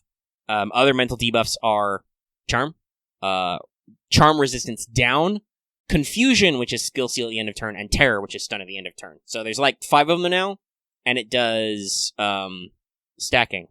I was very confused by that thumbnail for a second, because Consort Yu's legs are placed in a kind of an interesting angle versus the rest of her body. But okay, I will open that thumbnail and save it. It may or may not be the bed image. I don't know if I'm going to do something dumb with shilling later. I'm going to be honest, the thumbnail probably looks a lot better than if I put a preview of the Please Simp Responsibly shirt. Oh no, I've spoiled it.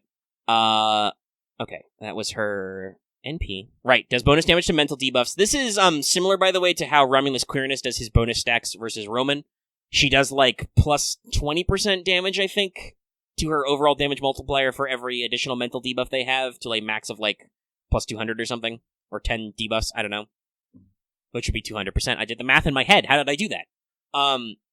It also has a high chance to instantly kill. And by high, I mean it starts at 100%, and then it goes as high as 150.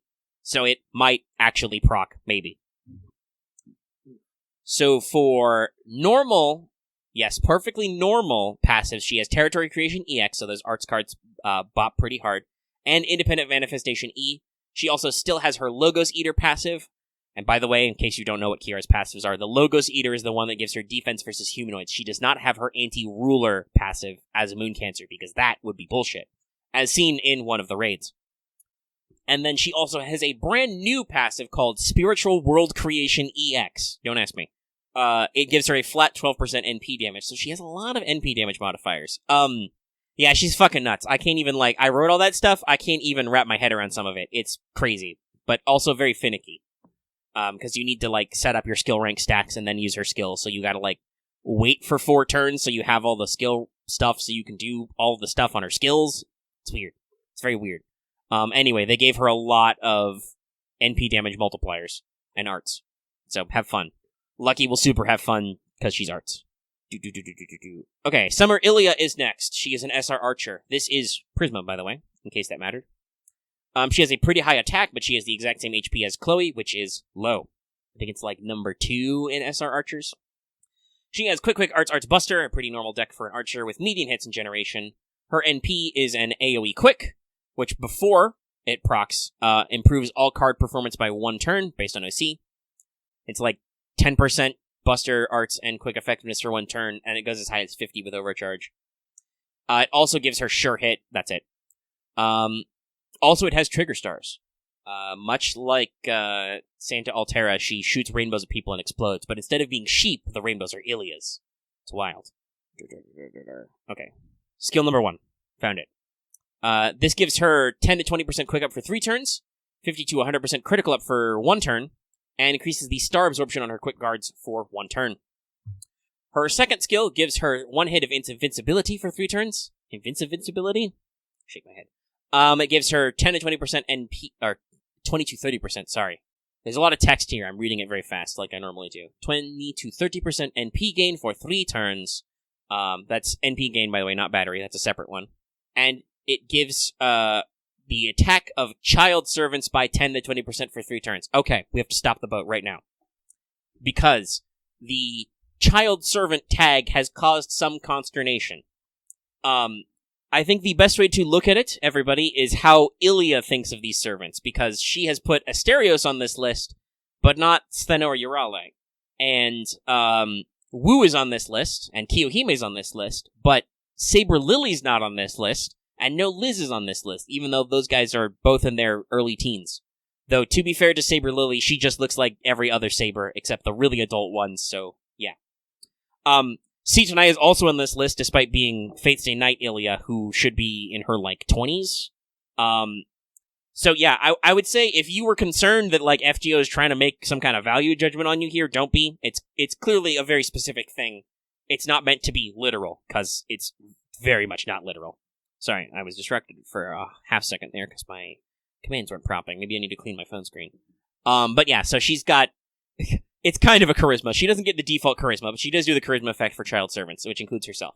Her final skill is a 20 to 30% battery to her NP, 30 to 50% crit up for 3 turns, and 70% chance to heal 500 HP every turn. She has Magic Resistance A and Independent Action B, and her Unlimited Prana Supply passive for 3% NP per turn. In general, Summer Illya just seems like a modern quick servant kit. She has, 2 different NP steroids, she has, 2 different critical steroids, she has star absorption, all that fun stuff. Lots of ways to bump her NP gain and NP battery, and do the quick thing. Yeah, we had a lot of discussions about how Illya is a quark brain. It's like, oh, Sitonai, that's just me. Clearly this is a child. But Stheno, clearly not a child. Probably because Stheno and Urale are goddesses who take themselves super seriously. Anyway, it's funny, but because it's Illya and it's summer, I wouldn't take it too harshly. Lucky has BRB'd, by the way. He said so in chat. I will continue to keep going. After I take a deep breath. And by deep breath, I mean yawn. I lied to you. Well, yawn is a deep breath, so did I lie? So, last but not least, we have Summer Bryn, an SR Berserker. So, the Summer Bryns, her attack and HP are middle of the pack. Not too high, not too low. And, of course, being a brand new Berserker, her deck is Quick, Arts, Buster, Buster, Buster. Yeah, that's right, it's a Berserker with a Gorilla deck. What were you expecting? But actually, because of this, she has quite high NP. Not very high, I should say. It's not over 1, but it's pretty high, even though her hit counts are actually 3, 3, 4, 5. She has very decent hit counts, but maybe they've actually learned their lesson and given her a higher NP gain to make up for the fact that she can only theoretically generate NP on, 2 cards. Speaking of her NP, it's pretty basic. She gives herself a Buster Steroid for 1 turn, that increases with Overcharge, it's default 20%. It gets Invul Pierce for 1 turn, and it's AoE Buster damage. So, you will do a lot of damage to your enemy that they can't duck. Though it is not defense piercing, so that still counts. At least I believe it isn't when I double check. I'll pop that open to do a look-see while I do the rest of this bit. But we can move on to her skills. Her first skill gives her 2 evades for 3 turns, and also gives her 3 hits of 500 to 1,000, almost said 100, damage cut for 3 turns. So basically they realize, oh yeah, Berserkers are squishy, here's your anti-squishy skill. You get 2 evades, and then your damage cuts actually proc. So it's pretty decent. Her second skill is a 10 to 20% NP per turn, and a 5 to 10 stars per turn for herself for 3 turns. Pretty decent, pretty good for a Berserker who doesn't have a lot of ways to gain NP. Get that passives in, get the star gen in. And here's the funny one. Her third skill gives herself 20 to 30% Buster Arts for 3 turns, and also anybody with Bryn's Beloved the same. That's right, haha, you thought it was a damage trait, but now it's a buff trait. So, yeah, interestingly enough, Summer Bryn turns it around from a damage thing to actually building kits based off it. Her passives are just Madness Enhancement D-. Yeah, she's a Berserker with D-, and Divinity E for a bit of extra damage. So, honestly, the primary thing is you're going to use Summer Bryn as semi-support, as they say, because she's got team buffs and stuff. Honestly, the obvious answer is that she still combos very well with Sigurd, because she can give him the Arts and Buster buff. She can either clear ads or clear waves before a boss, so he has a free and clear lane to bully. Because she is a Berserker now, she will not steal any stars meant for him, which was a problem Lancer Bryn might have, though she did have that Star Absorb Up skill. And obviously, she does do that buff to buff his Arts and Buster, like I said. Synergy. On the other hand, basically, that means she can do a Arts Buster buff for any unit who has Bryn's Beloved who is not quick-focused. Though there are some. But yeah, it's neat. Real neat. Oh, okay, yawning. Let's see, was there anything else I wanted to say about that? Oh, that's right, I was double-checking to make sure her NP wasn't defense-piercing. Which it is... No, it's just deal damage to all enemies, but does have Ignore Invincible. And also, yes, there are a lot of memes coming out of her NP, because it's literally Bryn and Sigurd team up. They do the sword together and enemies die. It's adorable. And people have been copying it. They haven't quite been copying that NP as much as, I would say Seishanagon's was, yet. But still a decent amount of copies of it have showed up, including Gil and Enkidu, and Ozzy and Nefertiti. Which one is it? It's a couple different ones. Okay. But yeah, that's all the summers we know of. I could, like I said, talk about... Damn it, Dallas. For tardy. We could talk about Summer Murasaki and Tomoe, but we won't. At the most, we'll talk about how I'm slightly concerned that Regura seems so into Summer Murasaki. No. He is 120% on Murasaki right now. Yeah, he's there, and I'm like, I'm not sure if I should be concerned or not. If you No, don't be know why I concerned. say that, look up Regura. Oh, man. Can I just give the 6 digits? Should I give the 6 digits? You can just give the 6 digits, if that works. Yeah, okay, hang on. Let me go find the 6 digits here real quick. While you do that, I'm going to, So it's funny we talked about whaling thresholds earlier, Lucky. Uh-huh. Because while you're looking that up, I am literally, on microphone, I'm clicking add to cart for a batch of FGO wafer toys, aka cards. Okay, I got the 6 digits. Alright, so if you don't know what we're talking about, and you know the 6-digit codes and where they go, look up 275387. Did you bamboozle me? Did the price go fucking up while the show was going on? No? Why is it higher? Are you pre-calculating tax? It's weird. The numbers! What do they mean, Omega? I don't know, but the price has gone slightly up, but it's free shipping. I don't know. It says there's no tax. Whatever, I committed. This is my share of the Daddy Google Bucks. I am literally, right now, ordering FGO Wafer Reproduction Special Pack 2, which has 20 FGO wafer cards in it. I will open them and unbox them in a video, which will be on the channel. If you want to know what unboxing are like, check out the Yu-Gi-Oh! Ones I've done so far. Especially the newer one, because I want more people to watch it and also happy with my tripod. But I said I would commit to this. I have no fucking idea when my set that's actually ordered from Japan is coming. I don't know. It got lost. It was in the middle of the Rona panic, so I assumed they just bamboozled it, and it was on a credit card, so I'll get paid sometime. But I have now just placed an order for 20 of those. There will be an unboxing. Let me check when I will actually receive this, theoretically. No, I don't want to compose an email. I want to camp in my email. Oh, now I've made a draft. I'll have to fix that later. That's going to bother me forever. Don't you hate when you do that? When you accidentally start a draft or something, and they just leaves that number? Mm-hmm. Yeah, so this won't be here for a while, though I think I'll be charged right away. It will theoretically not arrive until, like, September 11th or later. Usually, those estimates are a little high, but look for the video next month, but there you go. That was my first thing I was going to do, is I'm going to make a new video. I've bought the thing. I've been saying this for several months now. I've pulled the trigger. We're going to do it. It'll be cool. I am going to eat all the wafers. Not on camera. That would be gross, but I'm going to eat them all. Hopefully they don't suck. Well, okay. I'm not going to commit to eat them all if they taste literally like cardboard or something, but so long as they're edible, I will eat all of them. All 20. All at once. They're going to be delicious. If they are delicious, that'll be great. I'd love it. But yeah, so that was my first Shillmaster 9000 thing. That's literally brought to you by Google Bucks, which I have hopefully split up accordingly. But now that we're done with summer, unless, Lucky, you have any... Yeah, well, you were gone. I don't know. Do you have any extra thoughts on the summers? Are you super excited because Summer Kiara is super artsy? Yes. Okay. Actually, we know their ascensions. Lucky, what ascension Summer Kiara are you going to use? I'm Lucky, always just leaves them on their third ascension. Solid choice. That is her Little Mermaid one. Her Yeah. Literally her mermaid cosplay. Yeah. Like, Lucky very rarely actually, like, switches, things out from the third ascension. And I was like, no, this is when they're... Because remember, ascensions are like them refining their Sandgrass and stuff, so I don't want to be like, no, you go back now, no. So that is a lie, Vesper. I have seen Twitter. Quiet you. Vesper's like, Twitter is fake news. I'm pretty sure you're lying. You're, sucks to be you, Vesper. This is all a simulation. I love Loth just responds if Vesper is fake news. Well, Vesper does pretend to be different HoloLive VTubers. But yeah. We'll see about more, and like, I'm actually very curious about what the Ascensions will be on the second or third banner, technically, servants. Mm-hmm. It'll be very interesting, because we only see a couple, and I want to see how crazy we get, especially with Raita drawing. The man who, dressed up, Summer Raiko as a delinquent for one Ascension. It's gonna be pretty great. And also gave her a silly hat in a completely different one.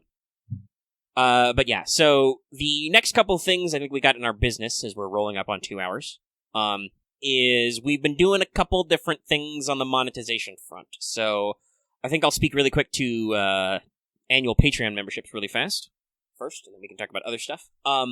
So as you might gather from that, Patreon has apparently recently enabled the feature, they only emailed me about it this week, that we can now accept annual memberships. So you can prepay for a whole year on our Patreon right away. And to clarify, because somebody has already done it, thank you for volunteering. Basically what that means is you pay all the money right away. We then can get all the money right away. There is a discount. We don't have to offer a discount, but we do. It's 10% currently. It goes as high as 16%, but mathematically, I feel like that's kind of... Okay, so we have $1 memberships. At the 10% discount, that's $10.80. It's not $12, it's $10.80. That's a little over a month free. And then Patreon takes about 75 cents out of that. So it's already not a huge profit margin for us anyway, and you're only saving like an extra $1 if I bump it all the way. I'd really hope that eventually they offer a feature which lets us set discounts at different levels. I would love to give people who want to like buy the gold or the whale level in advance that full 16%, but that, as I said, that already eats a little bit into the amount of money we get for the lower levels, so hopefully they do some stuff on it. But for now, it's 10%. You get basically a month free. Cool deals. You sign up for the whole year, you pay it once, you're set for the whole year. You don't have to re-up or anything, and it'll re-up you in the end of the year. From the start of the month, which is exactly 12 months after you join. It can be a good way if you have a little bit of cash now to get all your funds out of the way and just lock in your membership for a while. And we just have to be a little bit more caring about the budgeting. Yes, because we get the lump sum right away. So for you guys in blue, dark blue there, in indigo, that would save you a discount. You'd save, what's 10% of, oh gosh, it's 20 times 12, so what is that even? Earlier I did math in my fucking brain, and now I can't do it. Yeah, so that would be 240, so you'd save 10% off that, $24. But we'd get all of your remaining $200-ish right away. But that also means we have to budget it because it's not spread out. So it's just, I think it's just a, ooh, Loth went to the annual. He must have had big money, no whammies. But yeah, it's different for like budgeting and splitting, between us and all the sharing. But for some people, I do know, because I said this before myself, I prefer, if you can, doing annual budgeting, because it's easier to be like, okay, I have this money now, I'll have this money in a month or in a year, rather than worry about the whole whatcha-nots. So it's just it's a way to grow, and it's a different preferred method, and it's a way for people who might consider it, because like I said, you want to lock in a year at the $1 level, it's only about $11 all at once. And like I said, I hope they expand this feature a little bit, but we've already had some people jump on, so that's cool. Lucky, do you want to talk about the other new thing we do? Yeah, so basically, this all literally started on Monday when I made the mailbag post. Because I said "Dootin' on my horn," because one of my favorite emotes, I don't use it a lot, but I love it every time I see it, is Liz Deuce, which is just Liz just playing a saxophone. It's like, no, this is great. I believe it's a backdrop from a Rio Learning with Manga comic. Yeah. But I saw that and I was like, yeah, Dootin' on my horn. I was all like, I want a lucky doot. So I went and drew a lucky doot and I was all like, oh yeah, we can add this to the emotes, and then we add more making emotes, and we can eventually add them to YouTube. Because YouTube has offered us the ability to do channel memberships since 1,000 subs. We just haven't had anything to put there yet. Yeah. So, Lucky sat down, locked himself in the dungeon a little bit, and banged out some emotes. So we have, let's see. So I made 4 new ones. I haven't put in the, original Tyranny emote because, well, I like these a bit better, but we had 4 slots. And actually I should report, because I don't know if you've looked yet, because we have enough members. YouTube is not very clear about how that's formatted. That's our total number, not added. So we only have 5 slots total now. Oh, yeah, okay. But we will continue to expand as we do get more people. So I've made such emotes called, the Boot of Tyranny, the Doot of Tyranny, what, and wow. On YouTube, they're just, boot, doot, what, and wow. But, unfortunately, the only way you can... I said, by the way, I'm shocked that they let us take those. Nobody's done those emotes before. Anyway, continue, sorry. Oh yeah. But, unfortunately, the only way to get access to the emotes on YouTube is you have to sign up for a YouTube membership, which is right now, what do we set it at, $1.99? Yes, it is $1.99. Also, technical correction, they did approve this change. It is membership. Oh. Which is after yet another Vesper, fat thumb. Yeah. Okay. Vesper trying to say it was intentional. Uh-huh. Oh, they're only exclusive for our channel? That's a little sad, but maybe they'll expand it. Yeah. But still, you get some stuff out of it. Yeah. So it's $1.99. There's 4 emotes, the ones I just made. As we get more memberships, we will get more, slots. Yeah, get more slots. And, Lucky will be working on a badge design for people who have memberships. Will get badges, which will unlock progressively as they are memberships for longer and longer. Yeah, I believe it goes up to 2 years at the max. Let me check. We're using the default ones, but Lucky said he has a plan to do unique ones, so that's cool. Yes, I do. Yes, they are new, 1 month, 2 months, 6 months, 12 months, 24 months. Yes. But I already got plans. As soon as we get more slots, Lucky will be adding letters. Specifically, TYRAN. So people can type, tyranny and tyrant. Then I'll be adding a E. So we can put words like yeet into chat. And, as times go on, we'll go on with more and more, emotes. But, as I said, Lucky was a little, what's the word he wants to say? Hesitant to pull the trigger on this because we already have, people donating through Patreon and whatnot, and Lucky wasn't that keen on making people have to pay again for something basic. But unfortunately, this is the only way to get emotes on YouTube that are our own, so kind of had to pull the trigger on that. Yep. And I hopefully, I think they will be like different strokes for different folks kind of thing. Yeah. Again, Mega mentioned this while we were streaming yesterday, but I really wish we did have membership integration with Patreon. Oh god, that would be great. That would be great. Because we have Patreon integration with Discord. Yeah, is what we're doing right now. Yeah, so I love Patreon integration with YouTube. Who knows? Maybe I'll yell at Patreon and be like, and YouTube and be like, hey, can we like get some integrated things here so we can? Because that's what I would do if we could just get like, if we can get like the $1 level for affecting Patreon to give membership, like a basic membership on to link YouTube. to our YouTube membership. I'm sure YouTube and Patreon might not like that because that means they can, like, they'll have to, like, each slurp 10 cents out of our pocket or something. But, whatever. We'll work on it. We'll continue to ask questions and push for stuff. Once again, like, much like how Patreon did answer to bigger audio downloads, which is something I yelled about, I'm hopeful if they do any surveys or stuff, I'm going to yell about setting different annual discount levels. Similarly, if YouTube does any surveys, we can ask about wanting more integration tools. But for now, they are separate things that do separate stuff. Because we know we have a decently big community on YouTube. We're almost at 3K subs. Let me actually check the number since I am in the doobly-doo. We are at 2,737. Making progress. Yeah, and as always, everything balloons up and down a little bit. It'll go up a little bit, then a couple people drop off, and then it goes back up. Stuff like that. Who knows? Maybe we'll get some more people off that weird. We had a lot of weird drive-bys when we were streaming Fall Guys together yesterday. A lot of randos would come in. Somebody asked us to raid somebody else's stream, and we were both like, I don't think we have enough people for that. They should raid our stream. Someone else was asking like how many TikTok likes, and we're like, we don't have a TikTok, dude. Yeah, it was very clear there were some people skimming stuff. Uno, I think, was popular just because it was fucking Uno, and we were all on it. Yep. It did actually do pretty good. Both those did pretty decent. We will keep it open. I am planning further Uno streams and to get some Uno DLC, but I don't want to do it all the time because I don't want to kill the magic. Yeah. Also, I don't want to have to kill anybody because Uno. But yeah, so that's memberships. And we will do. I've already done one to like welcome people. We will do like members only posts. Eventually, we may get enough people in streams we can do members only chat streams. But as usual, YouTube's like, oh, you should remember to do streams with members only chat. I'm like, how many people do you think are coming to my stream, YouTube?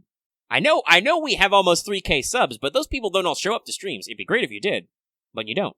But that just be how it be, you know? But yeah, we are planning further stuff and things. I think we started on the membership train when people in our streams were like, gosh, I wish we could use some of our Discord emotes on YouTube. And then we were like, maybe we can make that happen. Sorry, scratching my face. Mm-hmm. But yeah, that's that. I did also allude to it earlier. I don't think I'll do it as the background image because the thumbnail looks way better. But it is funny. I had this idea last night in the stream. Because we were playing Fall Guys, we were doing a lot of yelling. Omega likes to turn yelling into shilling. Mostly because you people are getting enjoyment out of my suffering, so the least you could do is kind of, give me something back. Just saying. But I was talking about people, we were talking about donations. We mentioned earlier, Loth, who we play games with, is also backs us on Patreon to get access to stuff. Just switched to annual. Also joined our YouTube membership. Also gave us like $3 upside down dollars. And was like, is this enough? And I'm like, no, stop, Loth. You already give me money. Stop it. I'm trying to con these other people out of their money. This literally is why we have to have a new shirt. Well, yeah, and that came up because I don't actually remember which one of us said it first, but I had the idea last night to turn it into a shirt of "Please simp responsibly," which it exists now. I posted it for the chat. If you want it, all right, but it's not. Don't do your shim sham on me, Vesper. It's not. It's ironic. Buy it anyway. Buy it to simp. That's the joke at the end of the shirt description. Buying a shirt is simping responsibly. But yeah, it's a timeless design of black background, but also available in pink usually, with white text that simply says, please simp responsibly. It is available as a pillow, a throw pillow, a hoodie, men's and women's shirts, a fanny pack. It is also available as a cloth mask. We didn't really jump on that trend, but I figured it'd be good. You can also get it as a blanket. The fleece blanket's really expensive, though. I don't expect a lot of people are going to buy them, but you can. Who knows? You might want a pink please simp responsibly blanket. But yeah, it was a gag that I was immediately like, can I make this into a shirt? And I did. It's a very, very basic bitch shirt, but it's hopefully funny, and hopefully it gets us some stuff, like occasionally our other shirts do. Like good old Tyranny Bunny. Don't forget, Tyranny Bunny is on a shirt. Or on a onesie for small children, or on a phone case. We managed to align him on lots of things, actually. Yeah, that's us in the Derp, derp, derp, derp, derp. That's us and the shill zone. What? Oh. Did Lost buy me something again? Lost, stop spending money on me! He does It was this! for your birthday. Oh, well, shit, I guess that's fair. Fuck. You are complaining about how people don't remember your birthday. Well, I did yell at Loth, like, early, because earlier Loth was gonna get me something, and I was like, if this ain't for my birthday, Stop it. don't Cease. stop it. But this is for my birthday, so I can't. Fuck. Damn it, I will accept this. Thank you, Loth. How Alright, dare. Yeah, there it is. Okay, I was just double checking the store. Yeah, so Rabbit of Tyranny is available on Samsung and iPhone cases, men's and women's shirts, hoodies, and onesies for babies. I don't think anybody's bought that version of the product yet, but if you do, please send us a picture. I would love to see a Tyranny baby. Listen, Teespring is sometimes too much power. You can get our classic designs like Power Level Orca, 30 Days of Chicken Fingers, FPS for Protecting Smiles player, SWAT, Special Waifus and Tactics, Only a Dolphin. I think we've actually sold those before. Nobody's ever bought the Dragon Mom effect, sadly, where A plus B equals D. A is dragon and B is mom, thus D is amount of want. We've got some logo tees, got some other shit. Check it out, it's cool. Buy my, not book, my shirt. Something mixtape. Something, yeah. But yeah, okay, I think that's our shill zone for today. That's all the stuff. Mm-hmm. Next week will be Teaching Omega Sensei, what is Magecraft / Thaumaturgy? Because people voted for it. I just didn't feel like doing the research yet. So, there. What else will we probably talk about next week? Probably Summer Abbey, Murasaki, and Tomoe. Mm-hmm. If there's any other weird shit that comes out, we can talk about all the rank ups we've done and not done and the 11 million downloads. How much Saint Quartz we have that I'm not going to spend. Actually, honestly, Omega's not planning on spending a lot of Saint. Usually, summer gives me a good opportunity for a drought, but I'm actually not planning on spending anything until like November. I know that 2021 is going to kill you. Lucky, do you have any banners you think you're going to be spending on in the not too distant future? Lucky's eyeballing that Halloween banner and the Da Vinci rate up. Yeah, that's right. We hope we get that Da Vinci rate up soon. It should be. Yeah. But other than that, no, that's it for the year for me. Yeah. Okay. I might throw some tickets at the. Well, I'm planning on probably firing off some the tickets at the Zero rerun because Saber Dearmid is coming. He's cool. He's a cool guy. He's a cool guy extraordinaire. I may throw some at the Halloween rerun because I do actually want Asakabahiri. But yeah, I'm mostly saving for Lost Belt 3 Part 2. That's right. I'm not even saving for Christmas. Yeah, I'm gonna spend 5 tickets, and every ticket's gonna be a Skandar. If I ironically shout out things now, that means they won't come true because I didn't get explosive Summer BBs, though I did technically get Summer BB before I got Saber Maeve. Yes, she'll get her NP buff with this. She's got a couple strengthenings. So she does Buster and also Quick. Quick and Buster. Buster Quick. You didn't spell it right, Vesper. What's wrong with you? You can't spell anything right. Yeah, I yawned. Yeah, I really don't have anything else to say in this episode. Sorry, scratching my nose. Lucky, do you have any thoughts about the episode, the future, whatever? Nope. Okay, I think that's gonna be the end of the show then. A little short this week, but that's not bad. Honestly, we probably could have done the other 7 questions for a mailbag, but who knows? Post them again. We'll get to them. I'm astonished every time. Every time a new emote comes out, I'm astonished. What? Oh, let's spin a spare. Yeah. It's got a different gun. Wait, is our mash gun facing the other direction? Yes, it is. Perfect. It's like a Mexican standoff. Anyway, we're gonna pop off and go do some stuff. I'm gonna get some food. Then we can come back maybe for Jackbox Friday. If you want to hang out and do Jackbox Friday, join our Discord. Yeah, that's a thing. All right. God, people with the gifts all the time with the gifts. They don't stop. That was not even related, I think. What are we doing? Guns. Now people Anyway, let's end the episode before we crawl further down this hole, Lucky. All right. Okay.